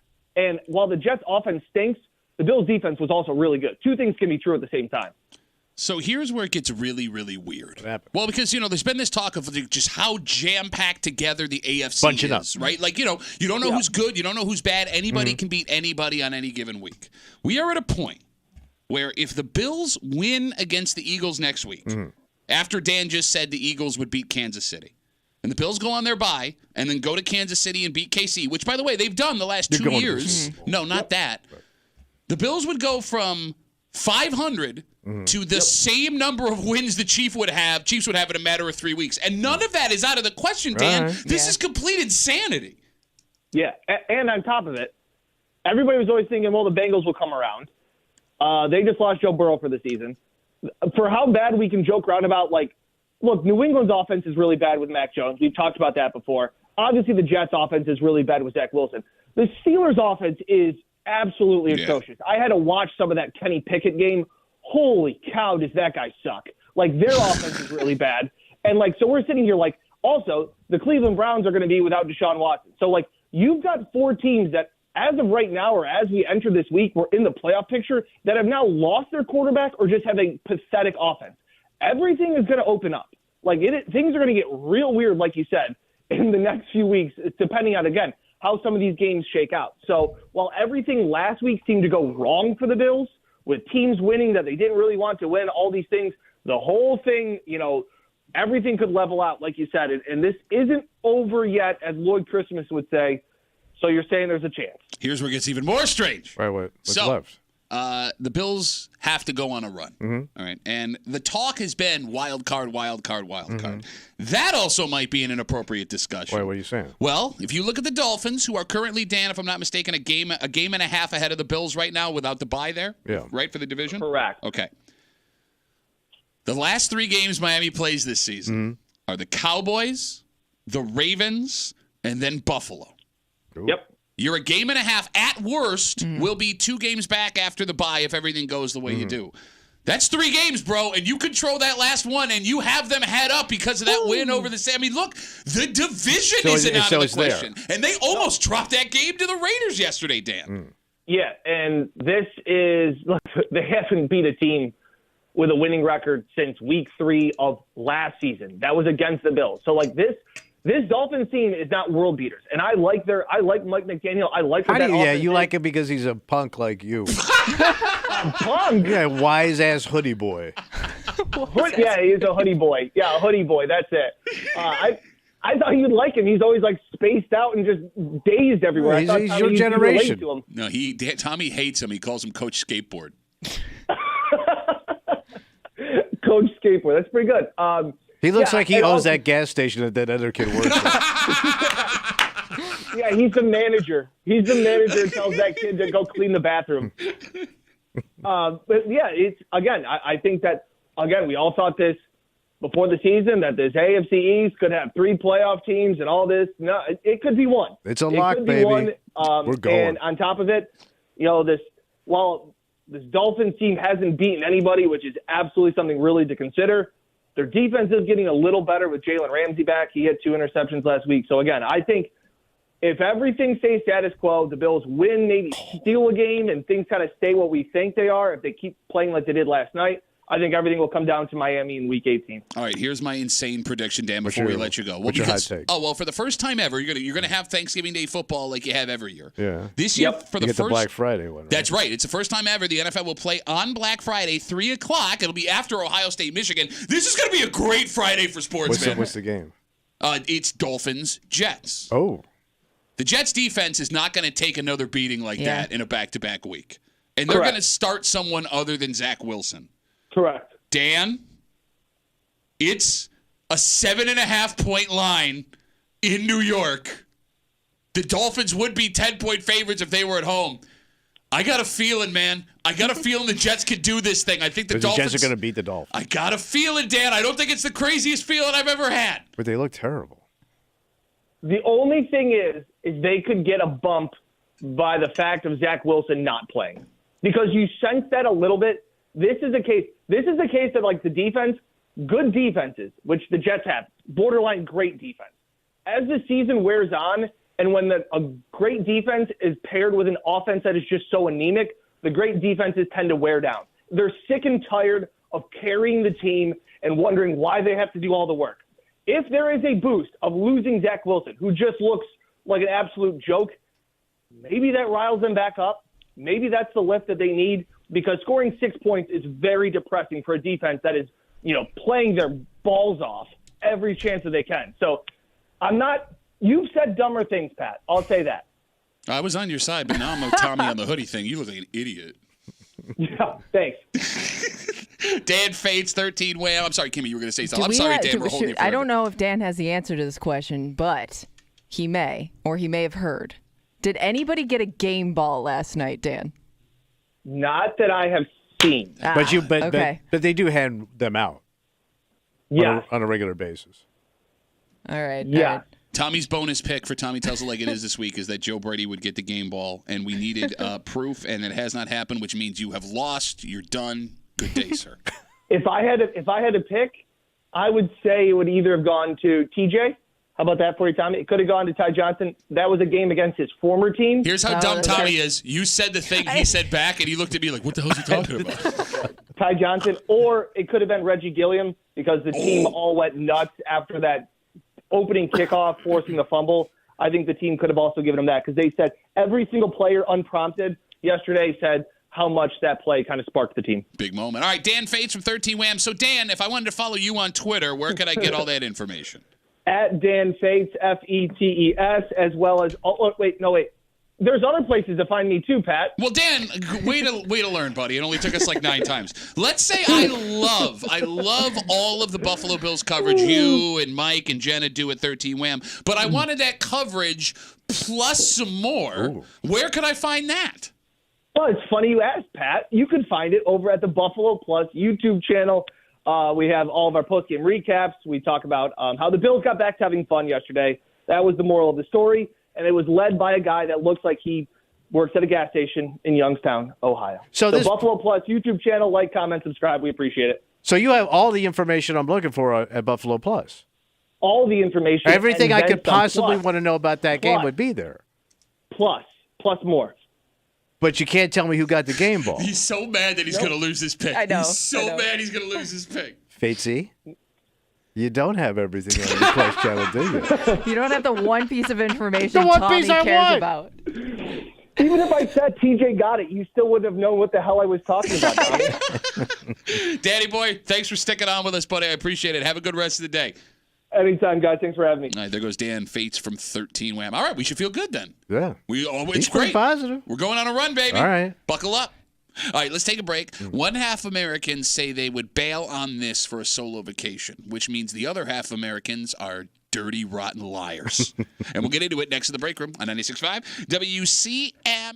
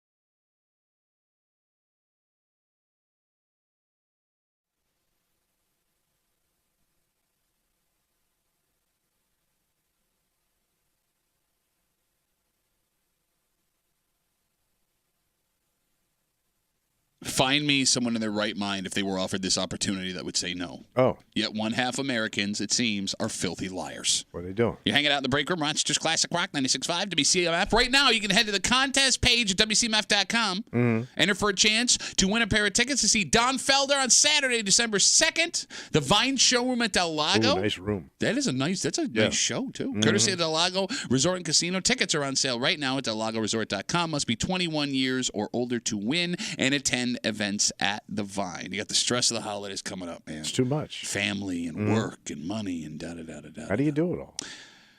One half of Americans What are they saying? say that if they were offered a solo vacation instead of going to a holiday event with their family, they would bail. They would take the vacation? Yes. Which means one half Americans are also lying, the half that said they wouldn't take a solo vacation. All right, I take that back. There were probably like grandmas and lonely aunts that wouldn't take that vacation. Yeah. But you're telling me that the slight majority of Americans would rather deal with the stress and anxiety of family, the cooking, the shopping, the money, all the things that can go wrong over a trip all by yourself anywhere you want. Solo travel. Well, maybe they wouldn't rather do that, but the guilt of missing it is more prevalent than skipping it and going on a vacation. I'm coming back with a tan. Yeah. And then we can get right back to guilting me. Okay. The guilt of missing it? I don't know. Or just telling your family no. Because I feel like the reason most people do the family stuff is because they can't come up with a good enough excuse to not go see their family. Right. Is that fair enough? Right? Because like if you're in Guilt town, and shame. Yeah. If you're in town, you have no choice. If I now have a ticket out of town, deuces. See ya. Would you feel guilty leaving your wife behind on the holidays? Oh, look at you. Yeah, I'm with you. Actually, I'm a bitch-ass bitch. I'm a bitch. Yeah, because you're leaving, you will be leaving people you do like behind. I couldn't do that to my wife. You bitch-ass, lying-ass bitch. I couldn't. What? So you tell me right now, Yeah. if our boss walked in and goes, Tommy, I got an all-expenses paid trip to Italy. Ooh, really? You got to go by yourself. Wait, you're getting a trip out too?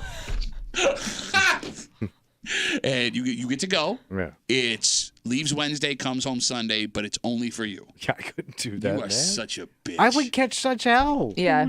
I mean, think about your life at home when you come back. Taking pictures by the Coliseum by myself. Kimmy, same thing, all expenses paid trip to Italy. Would you go? I don't. If it's Oh, just my me, I God. don't think I could. I love both of you guys. Yeah, these people lie. Well, I wouldn't know. Not me. I wouldn't be the one that does that. There's a lot of guilt involved in this, multiple levels. But I like this wife. I didn't like the other one so much. Put that obviously. on a T-shirt. You know what I mean? Rock shop. But I have a good marriage now. Now, if you would ask me other marriages, yeah, I would have taken it. You don't think your wife would understand?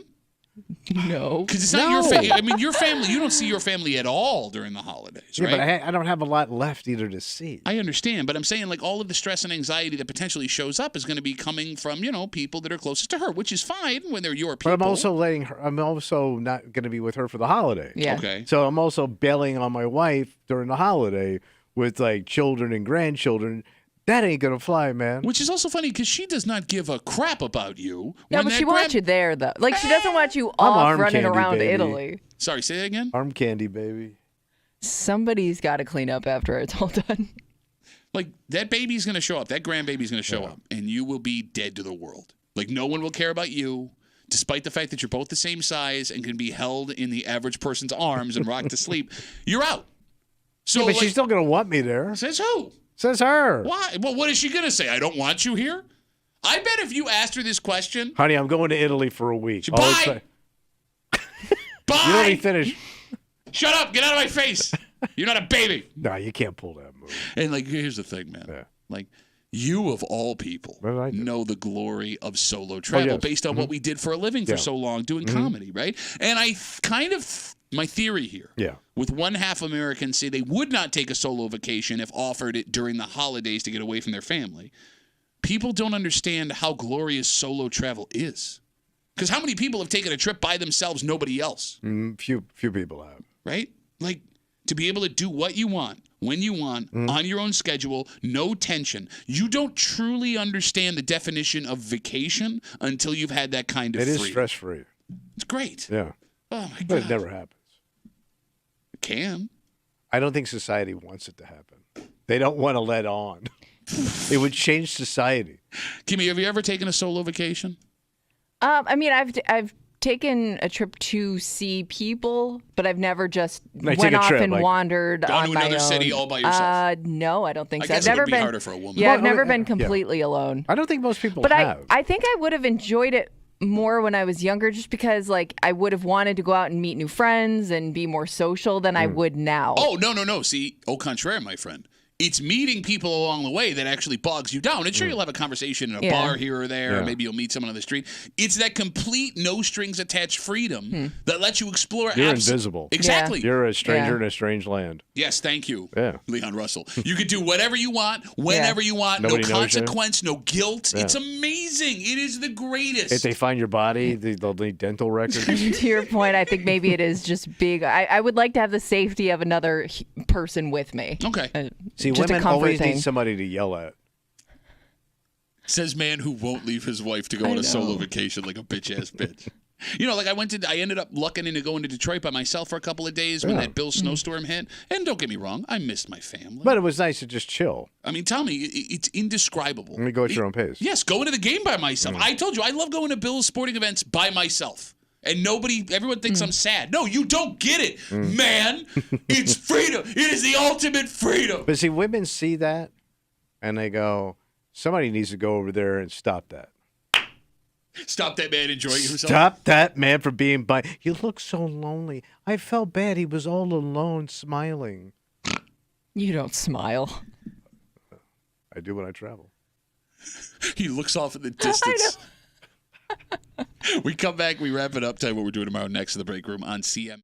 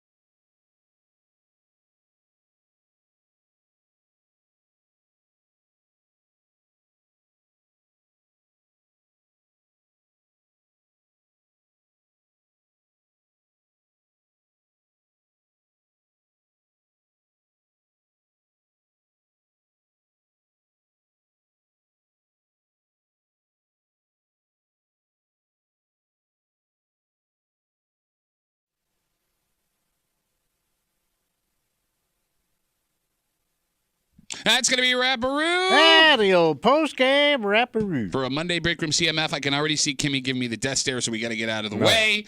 Tomorrow, Tuesday, you know what that means? Yeah, it's what do they want? Thank you. Well, you ruined the whole thing. Well, you said hurry up. Yeah, but it doesn't mean don't do that. Now you're making it go longer. Keep playing the hits, baby. Keep playing the hits.